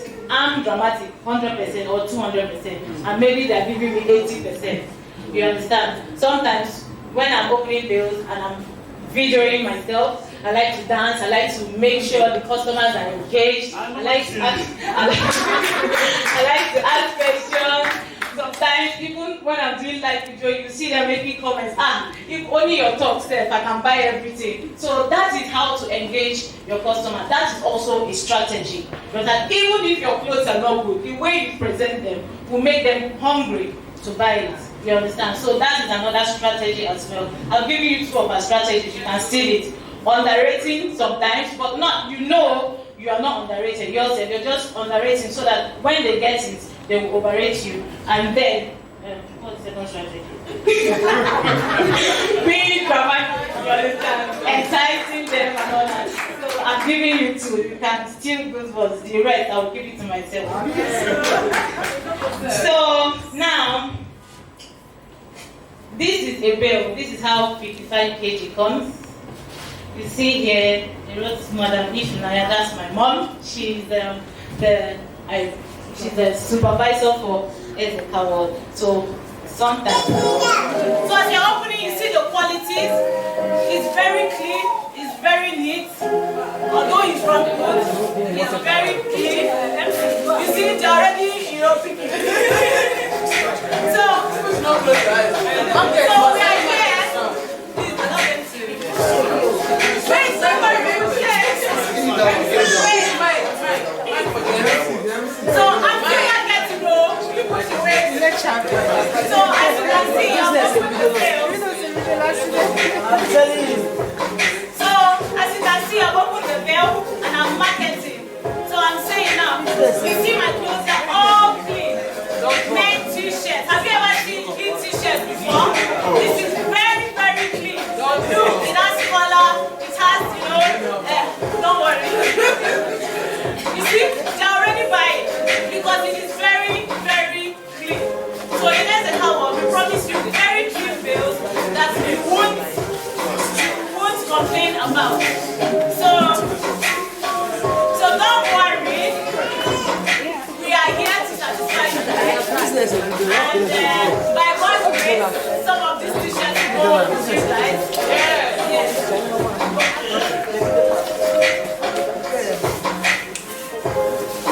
We are selling. Remember that when you're selling, you also try to look at the tags because many people are crazy about UK brands. So you try to look at the tags. You tell them, this one is you say, this one is you say this one is best UK brand. This one is this. This one is vintage UK brand. You understand? You say, this one is this UK brand. So you make sure, you always make sure. Please, are you listening? They are making this practical so that everybody gets. So remember, it's okay, wait.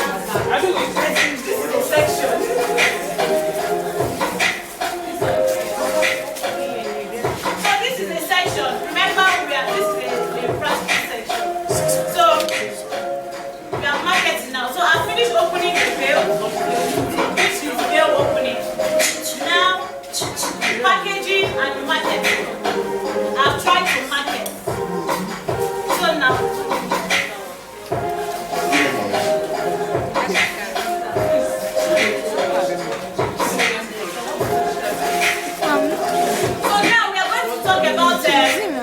Packaging and marketing. You know you're supposed to be writing down, so even though it's practical, even if it's practical, you're supposed to be writing down so that you understand.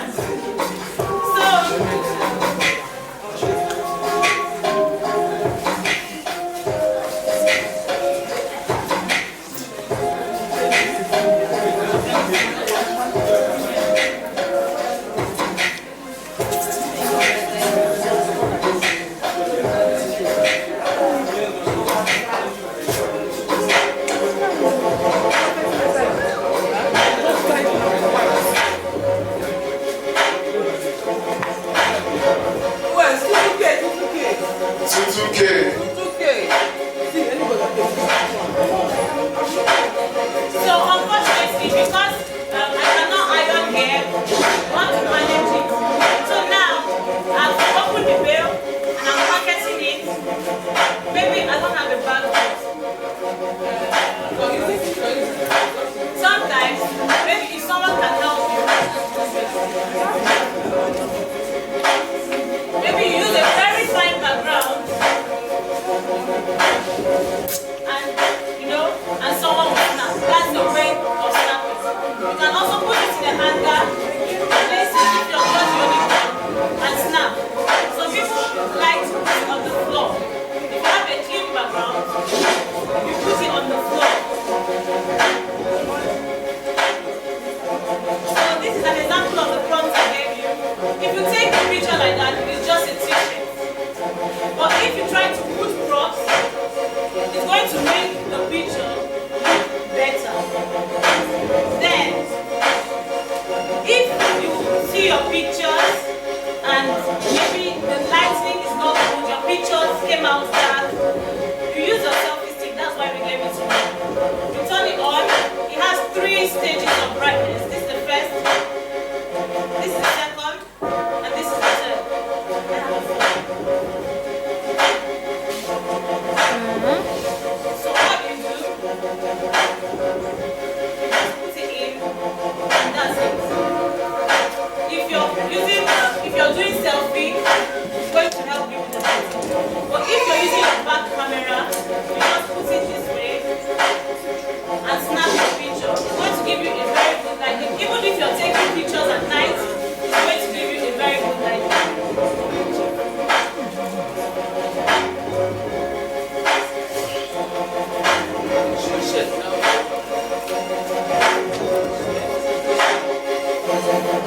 So this is the hair removal. Where's the mic?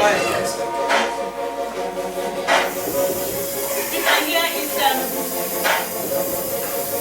this is the hair removal stuff. So because I'm built already, I don't expect to see any material that has hair. But even if they have, and you see, you cannot just conclude that the veil is bad. What you have to do is smoothen it out. And the hair will go out, and the wool is sellable. You can sell it. And remember, if you're into trips, we know you're there for the profit, but listen to your customers. Know that they are coming to you because you're selling treats and because it can be affordable and you're giving them the best. So don't put your house rent on top of the bill. Don't put your bill on top of one shelf. What you have to do, when you open, you count it. Let's say you buy the bill for 100,000 and everything inside is 100. So it came out to you as 1K. And then you add your maybe transport and everything. And then maybe you divide it, everything is 1-2. You know that your goods are very, very good and you're going to sell out. So there's no need to put an exorbitant amount of money on it. You can just sell it for 1/8 or 2K. And everybody will take it. And then you go and buy again. It is better to sell at a cheaper price and have turnover than to sell at a lot of price and just have 1 or 2 customers. So I hope this section was very impactful. Thank you all. Thank you all. Thank you. I really, really appreciate it. Thank you.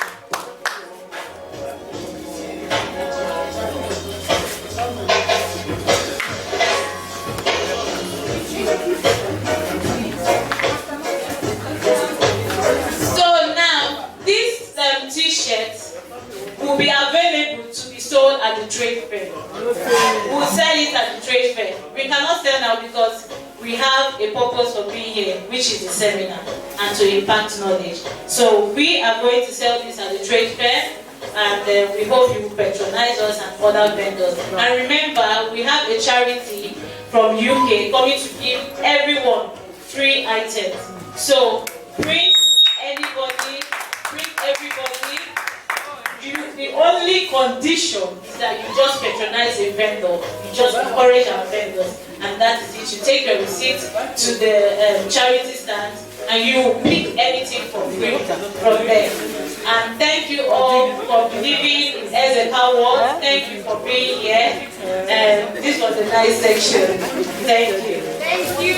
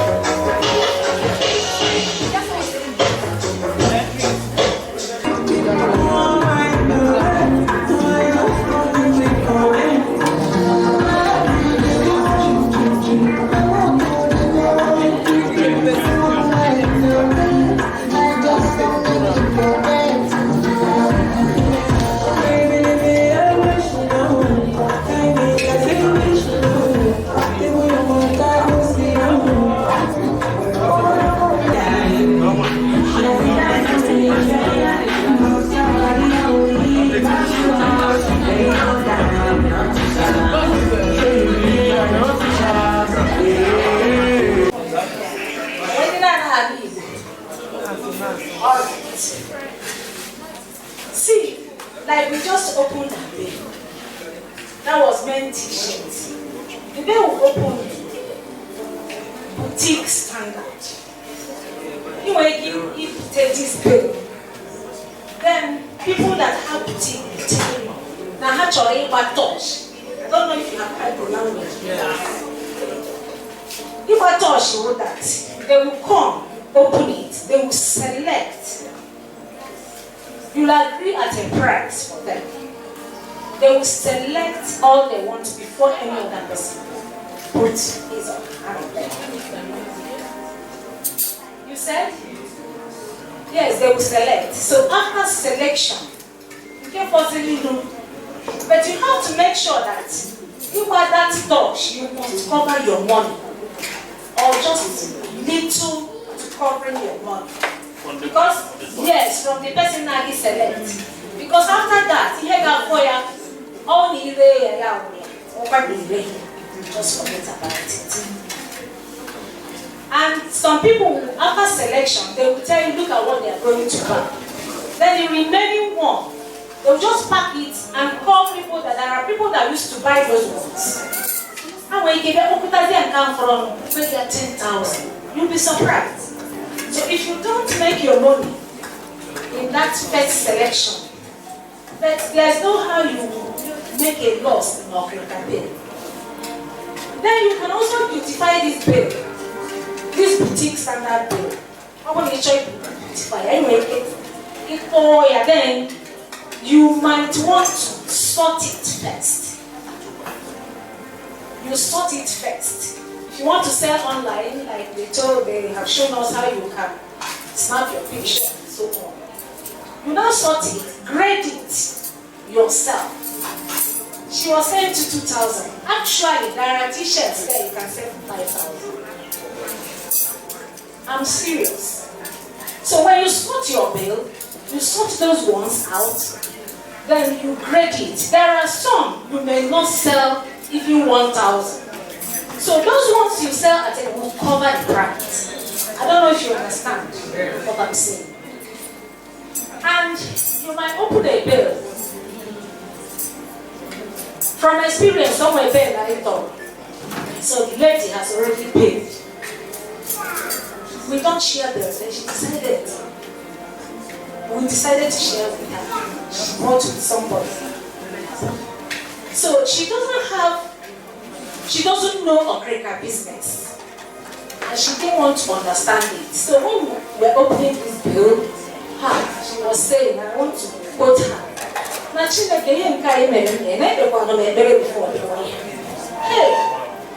she said a lot of things because she doesn't understand that bill. She has already paid. We shared that bill equally, and she was just going and as if because she doesn't know what was inside. So if you don't know your bill, you make mistake. And the CEO, we had to put her cross call. She now refunded her money. And we put it on Instagram immediately before we left the office. Somebody from Abuja who sells in a shop ordered for it. So if you don't understand it and you don't know your bill, you have to know your bill. Like go to the wrong put, you think it's nothing. You can launder it. You can repackage it. There was a time I opened these men shorts. So what I did was to pick them and send some half of it to the dry cleaner and package inside the waterproof. I couldn't sell the ones that I didn't launder. I was selling these ones for 2,000. I was selling the other ones for 800, but I finished the ones for 2,000. So it depends on how you put your bill. Beautify your bill. You beautify it. You can launder. You can even iron. You can perfume. You can air. You can repackage. You can if you're dealing with babies, children wear. You can buy flowers and put adult wear. You can buy belts. You can change your buttons. If you really want to enter in that business, you have to put a little effort. You can also open your bill. If it didn't go well, you just keep it aside. Keep it. During December period or festivity period, carry it to the village market, those markets in the village. I've done it once, and instantly I made 120,000 cash. They selected it and left it. I said, okay, I just packed this children's gym. You know, bells. Oh my bells, so you understand your bill, you know your bill, then who are your buyers? Do you want to do bend down? Like one of our speakers showed us. Do you want to do your online? Do you want to? So if it's bend down, know that you're going to get bend down money. I hope you understand what I'm saying. You can open this bell and get bend down money. Which means somebody will pick and price you 1,500. They will start from 500. Then you can open this bell under it and make twice of the money. So understand your bill and understand the clothes, understand the names of the clothes you're selling. There's no loss in Okrika business. Mama, are you a bride?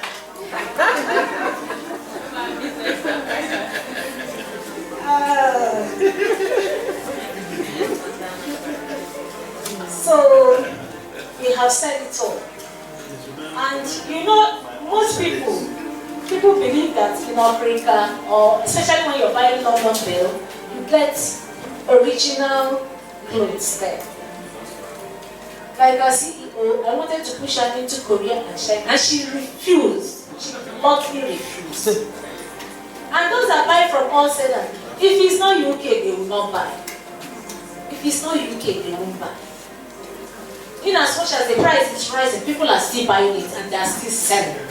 So just believe you're going to sell your tokumbo, some people call it tokumbo or okrika, then that's the date and so on. So, and learn how to price your okrika bill. If you don't price it well yourself, or I have it, there was something I saw in the shop. The lady came and they told her 3,500. She was pricing 3,000. I told her, this thing is body magic. You know body magic? Original one is 25,000. The last price is 6,000. She said, oh, well, they told her, I said, it's body magic and it's better. She ended up buying 6,000. So know how to price your bill and know your bill. If you know it, you won't make any loss. May God help us in Jesus' name. Amen. So your question and answer. If you have any question, can we take numbers? Who wants to ask question? I'm not the person that is going to ask you. You will ask us. If you don't ask, it means you didn't understand anything. Oh, it means we understood everything. You understood all. No, you shouldn't. Okay, so you don't have any question. So you can start the business tomorrow. So no question? We need questions.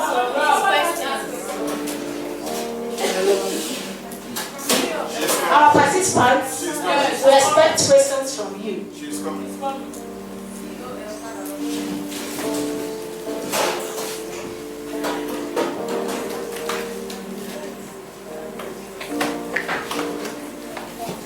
I know there are 2 doctors in the house. What should they have for hospital? Now trying at this business, I don't know.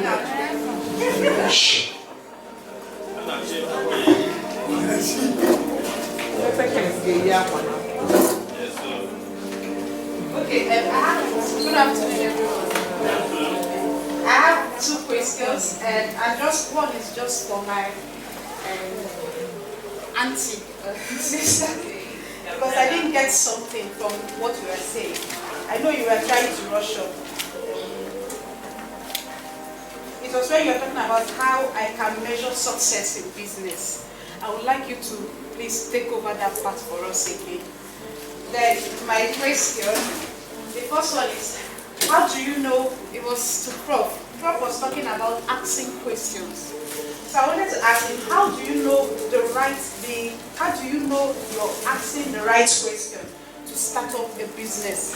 Because I now noticed when we were opening the package, when our CEO was trying to give us some strategies, you will recall her saying, this one is my own strategy, I won't say it.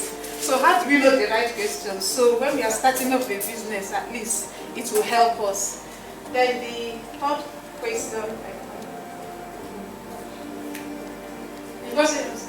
it's just an experience question, which I would like one of you to help us share an experience of a challenge with maybe your staffs or your co-workers or anybody, and what happens and how. Experience like in challenges. This is just I want to hear like a challenge. Staff management. We want people to share, so we also know how to handle it and the outcome also. Thank you. This one is another lecture.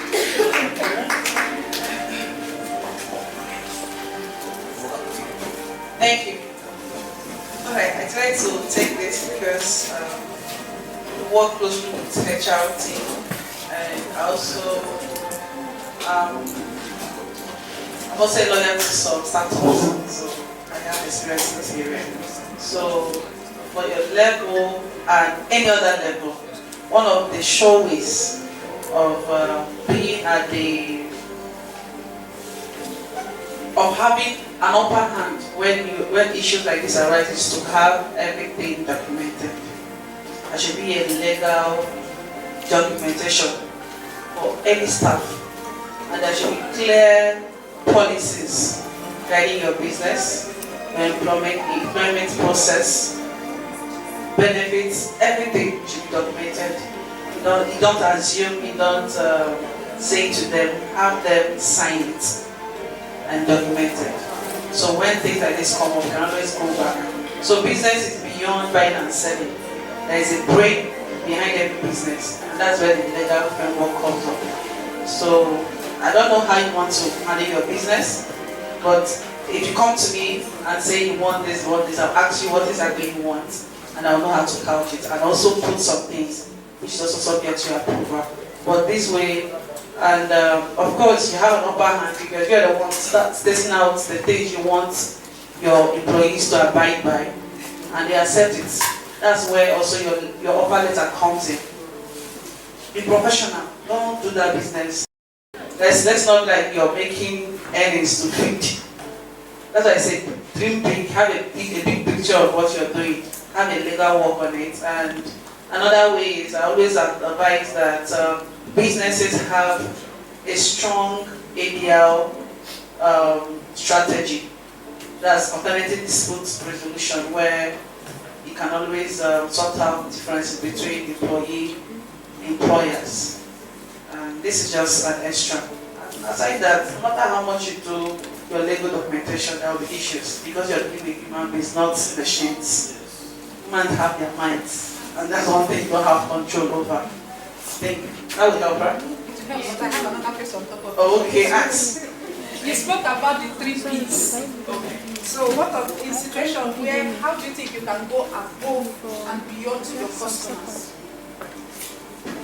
Okay. How do you go above and beyond your customers? Is it in the area of what you do? Because the second P, we were talking about social People, social environment. Social sustainability. Yeah. So now for us to help our customers, because everything we have to do is based for our customers, you say we listen to your customers. Yeah. So where in situations now, there are sometimes you need to. Yes, I have one word for it. Okay. Excellence. Excellence.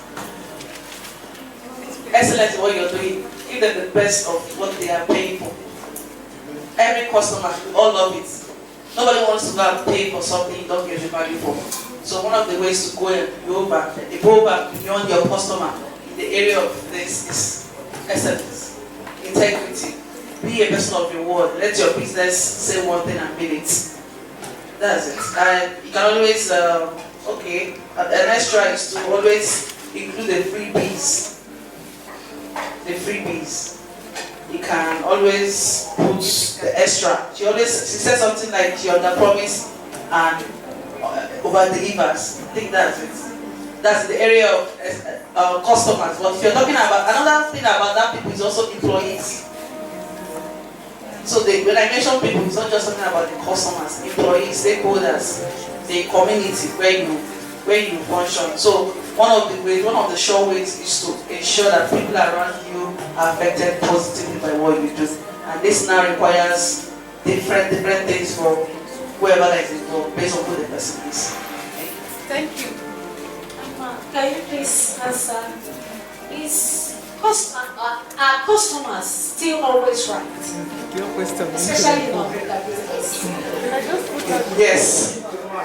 Yes. The company will say customers are always while we're in business. So they are always right. On paper. Okay. Not in reality. So that's why your customer management system should have a way to handle them. They can be a handful, I know, but your reputation is also important. There are some customers that will always be there. You should just be skilled and professional on how to handle them. You can manage them. You can manage those stubborn customers, but generally they are right. When you're on paper. Thank you. So there's also another way to tell a customer that he or she is not right. And that's why if you're a professional, a customer is angry, that's not the time to tell a customer you're not right. And this is, I'm sorry ma'am, we can always sort it out. Let's look for a way to sort it out. Later on, you can go ahead. Because one post by that customer about your brand might find it difficult to come out of that scandal. So always the heat of that argument and all of that, manage them. That's why emotional intelligence, you should train your staff. They can be emotionally intelligent on how to handle situations like that. Thank you.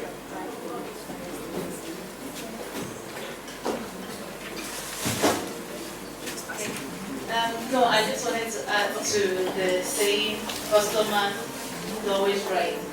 That is not the exact saying. The full quote is, customers are always right in the matter of taste. So a customer might come to buy something and like vintage. Another customer might come to buy something and like, let's say, modern things. So if a customer wants to buy an ugly hat, let them buy it. But you can just tell them, oh, this, your opinion doesn't really matter because that's their taste. So they can come and say, oh, blah, blah, blah, blah, blah. They are right in the matter of their choice. So, but it's not in the matter of, let's say, accountability and responsibility. In the matter of their taste. Yes, thank you. Thank you. Okay. Okay, you have 2 questions for me, right? No, it's just to clarify on that, how I can measure success in business. Okay. Before I answer that, how you can measure success in business, I want to portray something to what she said concerning staff that are working with me, the way I manage them practically, because in this business we've found ourselves going down and up, but we've also practiced some things that have been able to keep us standing, especially with staff. So one thing I do that really helped me is that whenever I recruit a new staff or a group, maybe 1 or 2, I always try to monitor them.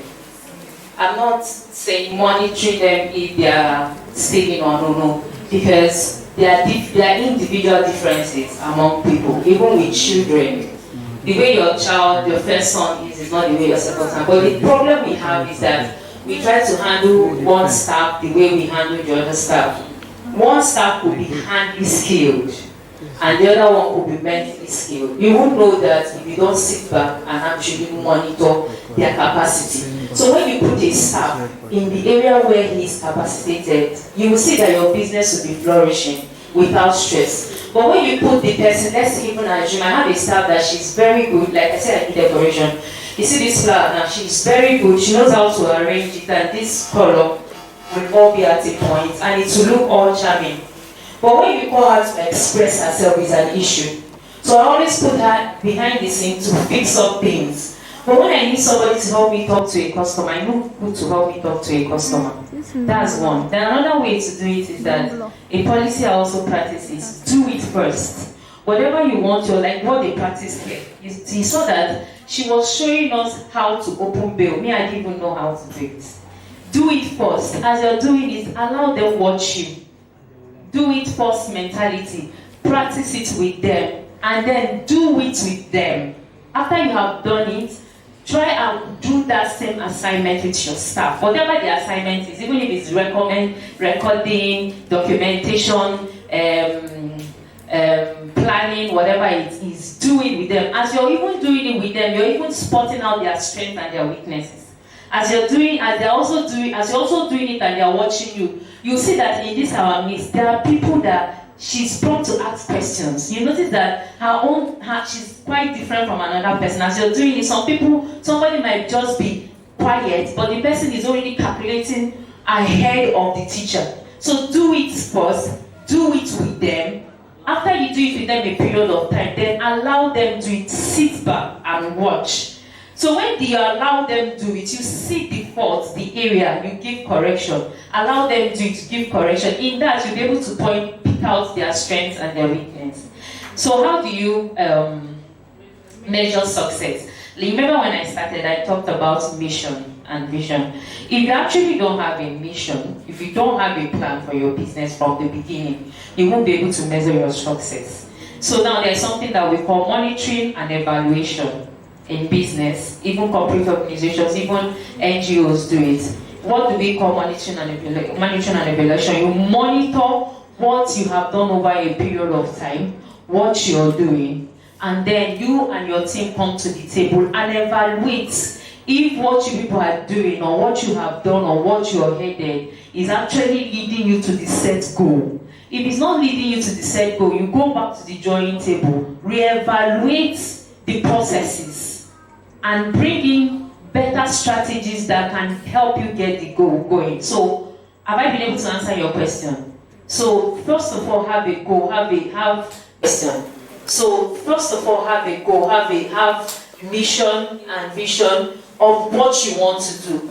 After 3 months, a year, 6 months, go back, monitor, evaluate, be sure if what you plan to achieve is what you're doing. If it's not what you're doing, does not mean you cannot diversify if you want to.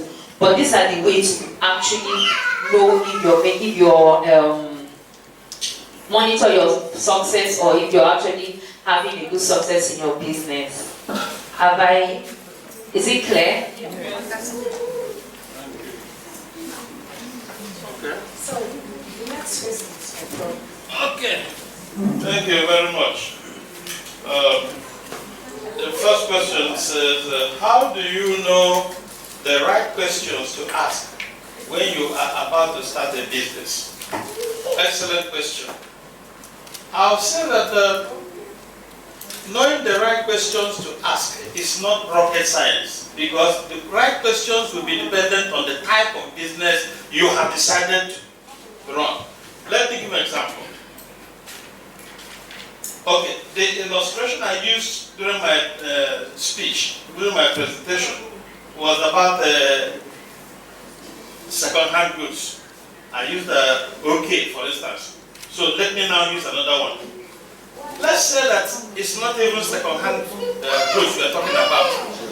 That you want to go into Spices. car rental, for instance. That is a hire purchase. Buy a car and give someone is driving. You begin by asking yourself, what are the risks that attend to this kind of business? So the questions you're going to ask may not be legal questions in some situations. In some situations, there may be questions bordering on law. What are the regulatory the laws governing this business? In some others, it may be human-related questions. For instance, what are the risks involved? How would you find out? You find out those who have been doing the business. This kind of business, what are the risks you have been facing? What are the challenges? How do car hirers, those who you hire, who hire the car, the vehicle, how do they really behave? What are the general characters displayed by drivers, all these drivers? You know they are not reliable. If you have a reliable driver, good luck. Yes, I don't know whether they select them. What this person is complaining about is those who his taxi drive, those managing his taxi. That's what the other person means. So find out from those who have been doing it, what are the challenges you have encountered, so that you now prepare your mind to know, first of all, whether you are ready to face such challenges, because strength differs from person to person. Issue of patience differs from person to person. Yeah. There are people who can endure, there are people who can spark off immediately. Now, let me take another one. Assuming you want to go into the don't mind them. Assuming you want to go into, okay, let me give you another example. There's one woman about 4 years ago.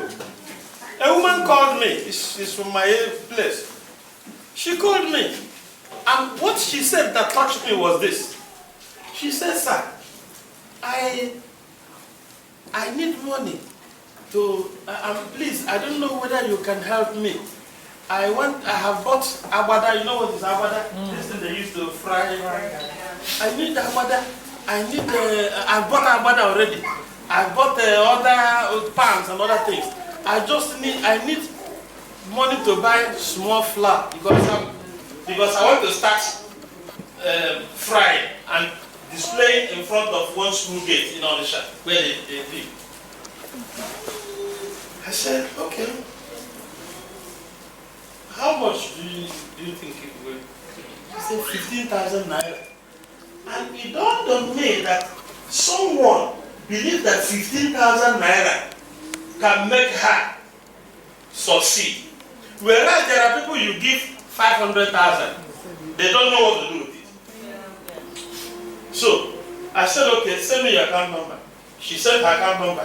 I sent her 30,000 naira. Luckily that day, somebody called me. "Okay, I want to do Christmas, because that was around November. So I want to do Christmas for you." I said, "Okay." I said, "Please, you know what? Thank you so much, but I'll give you one account number you transfer it." I didn't know how much.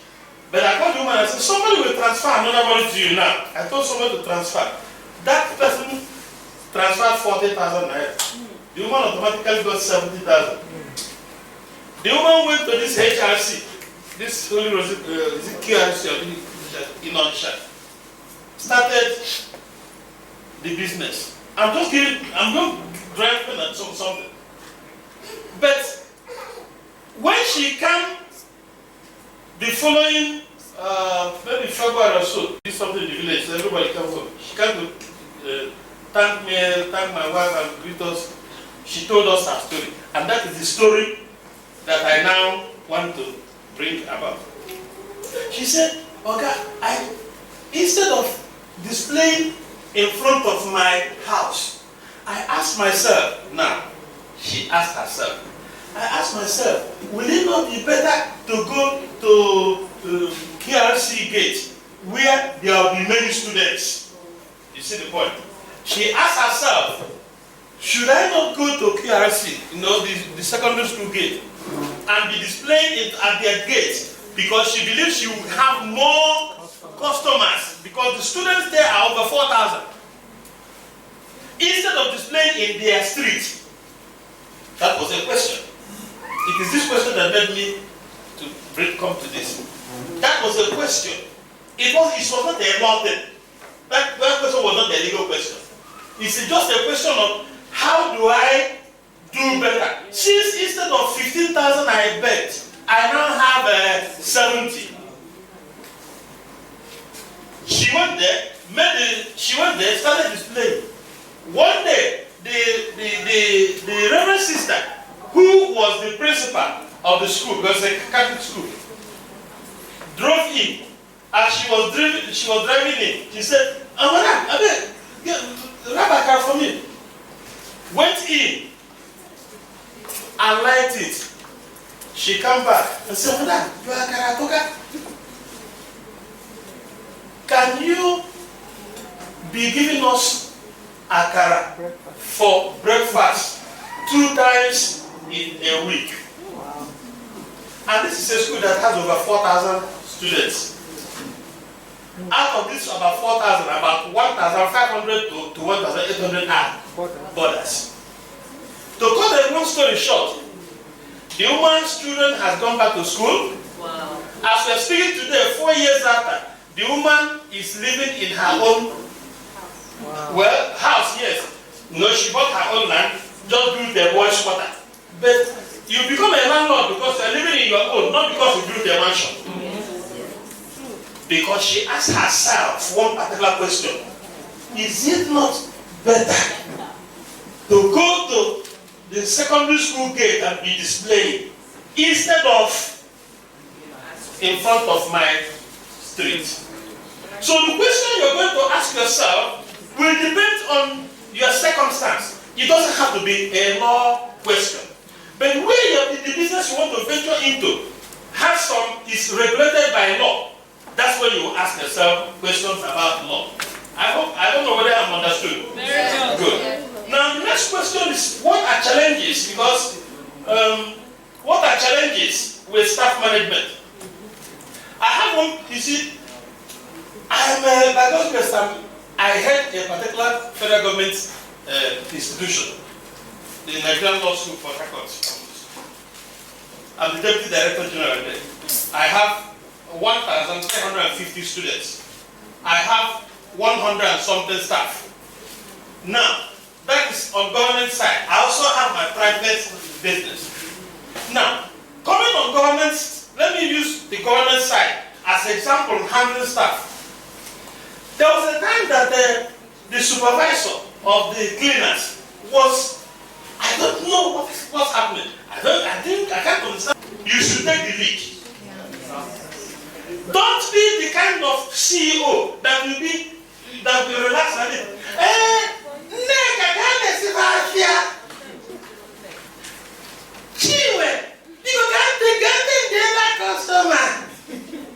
No. You must take the lead. If you don't take the lead, a time will come when those your assistants will learn it, grow in it, and you fall. So you must take the lead. It's very important. Then on my private side, I have plantation, oil palm plantation, this, that. I have people doing this weeding or doing that. I also have cassava plantation and so on. I'm purely into agri. Now, there was a time my wife was begging me to employ someone from her, one of my in-laws. And I told her, no way. I will help him. I can even help him set up his own business. But I have a principle. I don't employ anybody that I cannot sack. The moment you employ anyone you cannot sack, because when the person misbehaves, you want to put disciplinary action in place, it becomes a case. They'll call you from village. The pastor from church will call you. This one will call you. Meanwhile, you will not be happy, yet you will continue to accommodate the person because so many people are pressuring you. Never you employ anybody you cannot discipline. You can help the person, but let the person stay on his or her own. It's very important in business. Finally, let me make this suggestion. On this staff management too, I think I was thinking about it before I had this opportunity. I think we can partner with Ezeka that we should think of organizing what I call apprentices and staff integrity boost seminar. You know, the problem we have in business. Can't you clap? The problem we have in businesses is that we may be working very hard, but the people working for us may not have integrity. Your boss with your bag will be leaking from here and there. But the moment we need to create seminars And this seminar will not only be for us here, we will have to reach out to all these people. All these people now, boy, and convince their masters to send them for this kind of seminar, for little fee. So send them to seminar where we will teach them about the merits of integrity in business. Because if you have integrity, by the time you are coming up, I passed through the usual Iba boy in Onisha. I passed through it, I finished secondary school at the age of 18. From 18 years to 26 years, I was in Onisha as a businessman. At the age of 26, I went back to university from my shop. So all these things about what boy do, how they do like this, they do like this. I know it. So we need to organize seminar, gather all the boys, all the apprentices, and then all our workers, those that are sitting us here, those of us here, plus all those people in different apprenticeship schemes, gather them to a seminar where we will teach them the merits of having integrity while you are serving either as an apprentice or serving as a staff. It's very important. I think we have to do that. Thank you very much. Thank you.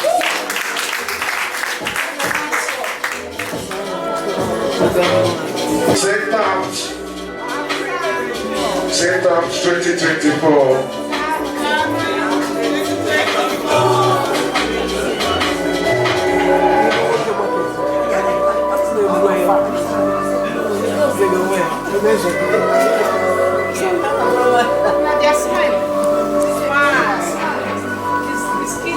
Say cheese.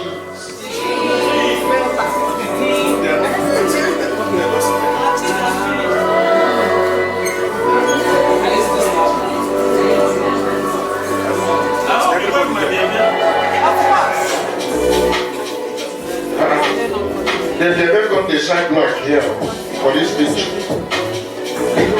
Okay, points. Here points. Okay. Okay, please, the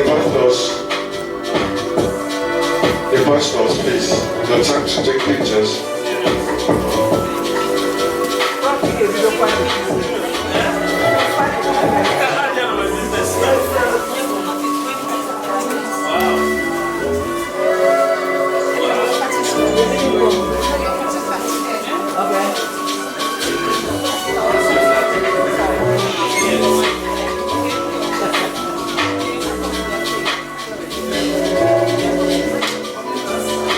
Can I hear you say Taft?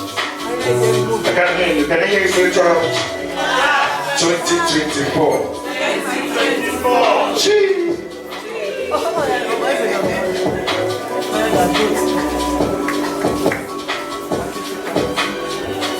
Okay. The staffs.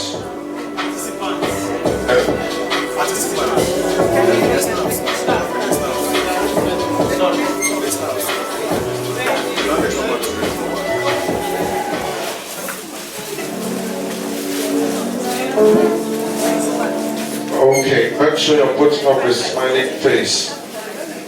But they wouldn't even want you to.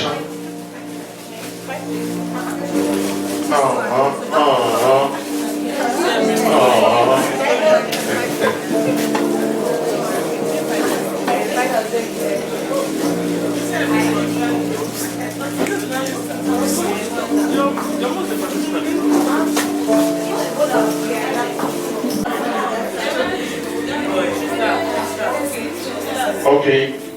Oh, let's go. Okay, we're going to go to church. People have been trying, people have been working back to back. Okay, it's your time now to start, please. Look at the camera, you are looking back. Jesus, make you smile now. Say cheese. Say cheese. Okay. Now, okay, you ready to cut the cake now? Sure. Okay, your hands on the cake. Okay. Who is cut all of you? Just touch person. Don't press, make it touch person. Wait, touch person. Wait, touch the cake. Yes, now. Make one as they smile now. Okay, I deserve it. Okay, we're spelling Taft, right? Yeah. Uniformly, all of us are going. 1, 2, ready, go.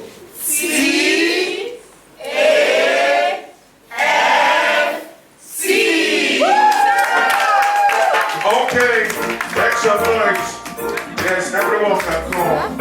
If you know you have not taken passports, oh sorry, picture. Everybody, right?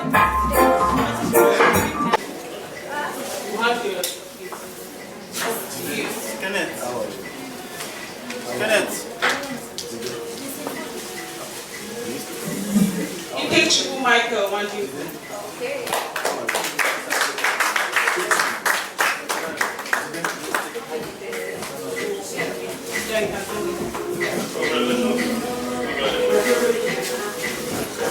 Vanessa Kelechi Gospel.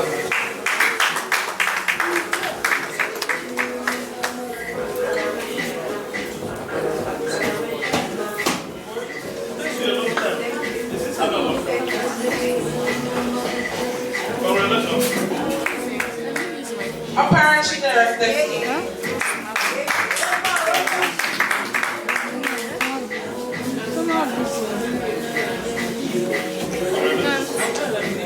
One of the stars. one on name or one on name Kelechi. One on name Kelechi. One on name.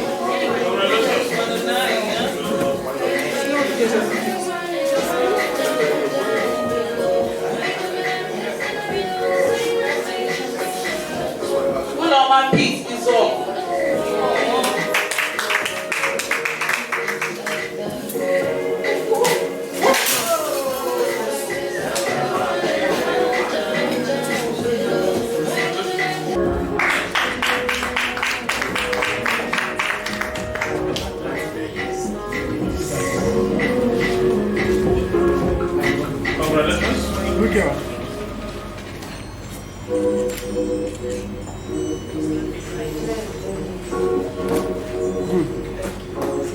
Comfort Uzochukwu Igwe.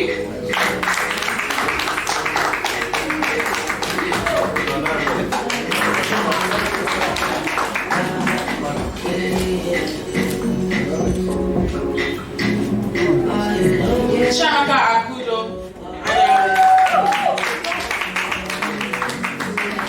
Our doctor! Our doctor!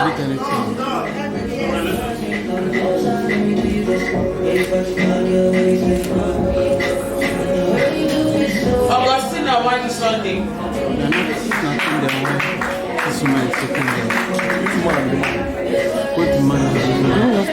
She has been taking them since.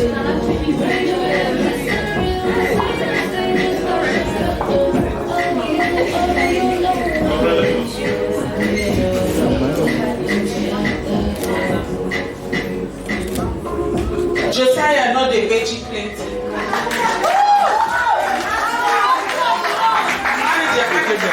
Fast, this one is family.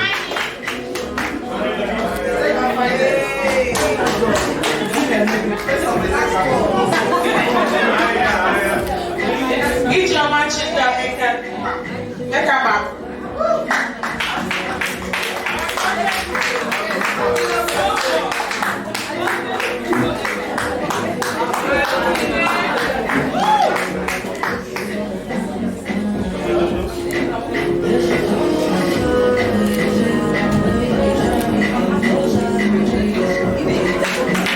Congratulations to all of you. Okay, if I be a Kanama, where I belong? Kanama, man of God, no. All right, on you please. Good evening, everyone. Praise the Lord. Hallelujah.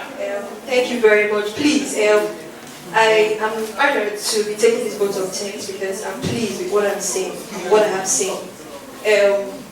I don't know, as I stepped in here, I was calculating from the arrangement of the hall to the hall itself. This is the Immaculate Hotel. It's not easy to rent a hall. I know what it costs. and I'm checking how many participants are here, and how much we paid for it. The money is not even commiserate with what she paid for the hall alone. Let's alone the snacks, the arrangements. Where do I start? Ezeka, what you did today was a charity work. It's not even just a paid seminar. This is a charity and humanitarian work. Yes. May God bless you. May God bless your team. May God bless your crew. May God bless your husband. May God bless your business. And for everyone that believes in what you're doing, may God bless them. Adu Ganya, God bless you. For being by her side, God bless you. To your mother, who better Chazokam Josiah, who is now, please, mommy, thank you very much. Thank you for getting Chazokam for us. To every participant, please, this is a niche, please. I've learned a lot from the information Ghana to every knowledge alone. The guest speakers. Kai, do you know what it takes to get them here? Kai, God bless you. Mama, God bless you. God bless you. My professor, sir, God bless you. Thank you for the knowledge. Thank you for all you've done. Thank you, Chairman Chazokam. God bless every one of us. Please, we are so earnest and we are saying thank you to everyone, to everybody. I'm honored to be here and have learned a lot. I can testify. For 5th, 6th, 7th, there's going to be a boom. Ezeka will want to the world. Thank you so much. Will I stay with you when they can come home? Please clap for her and begin. It's not easy.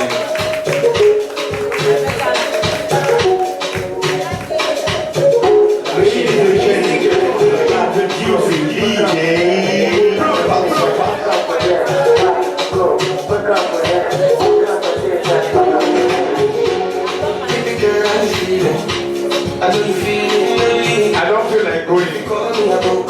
Let's stay small now. I wanna know about you, and I wanna know what makes you like. So if you call me, I won't call. So many things I want to do. I found you, and I stay with you. Okay, please.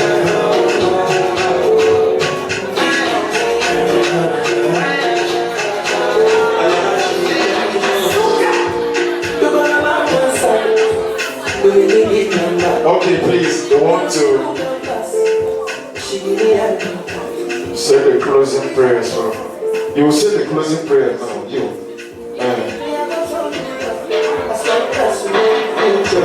Okay, please, who is saying the closing prayers for us? Don't worry.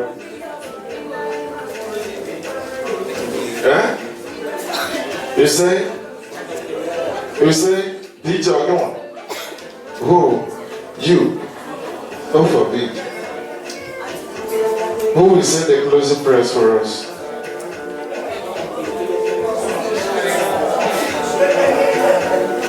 Who? Him. The one here with our job. Now your mom, they point you. Okay, sir. Please come and say the closing prayers for us. Please clap for him as he's coming out. Clap for him now.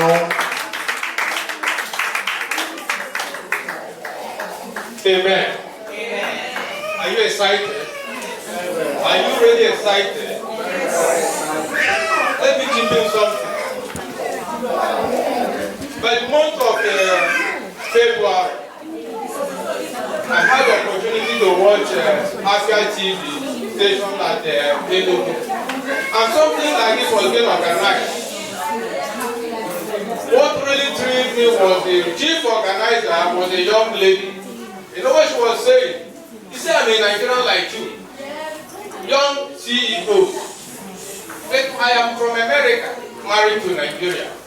And I asked myself this question. This is issue of neo-colonialism. Why not Nigeria by birth instead of Nigeria by marriage? And today, that question that I asked, God answered it.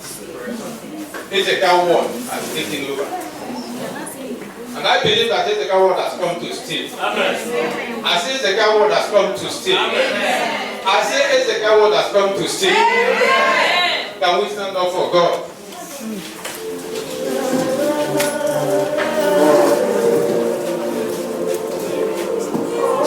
In Jesus' mighty name we pray. Jehovah, this thing wouldn't have been a success if you are not there. You are the bright and morning star. You are the Lion of the tribe of Judah, and above that King of glory, you are the root of David. May your name be glorified forever and ever. In Jesus' mighty name we pray. Amen. We thank you for the organizers of this program. You gave them the knowledge. You gave them the wherewithal. You gave them the environmental listen to succeed. And today this thing has come to end. We also thank the facilitators. They did wonderful work. Even though I came in between, but I think I'm leaving here a better person. May God bless them. I also pray and thank God for the participants. They say knowledge is power. You are not living here without anything. May God allow this knowledge you have learned today become a seed in your life. Amen. That will grow and germinate into multiple fruits that will take you to the next level. We pray for peace of Nigeria. We pray for the peace of the state. As you live here, you are not living the absence of God. The Lord will go with you. The Lord will go with all of us. And the purpose of this seminar will never be in vain. Every step this Ezeka word is taking will be a step in the right direction. Amen. Every step they are doing today will be a step in the right direction. Amen. Even as I start the great way tomorrow to go back, no cover shall be lost. Amen. No sweat shall be lost. Amen. Any power of darkness that will come around them, Jehovah throw them into bottomless pits. From this moment, the Lord has given us a new name, and that new name is success. Amen. We are all successful. I will continue to succeed. In the name of the Father, and of the Son, and of the Holy Spirit. Amen. In Jesus' mighty name we pray. Amen.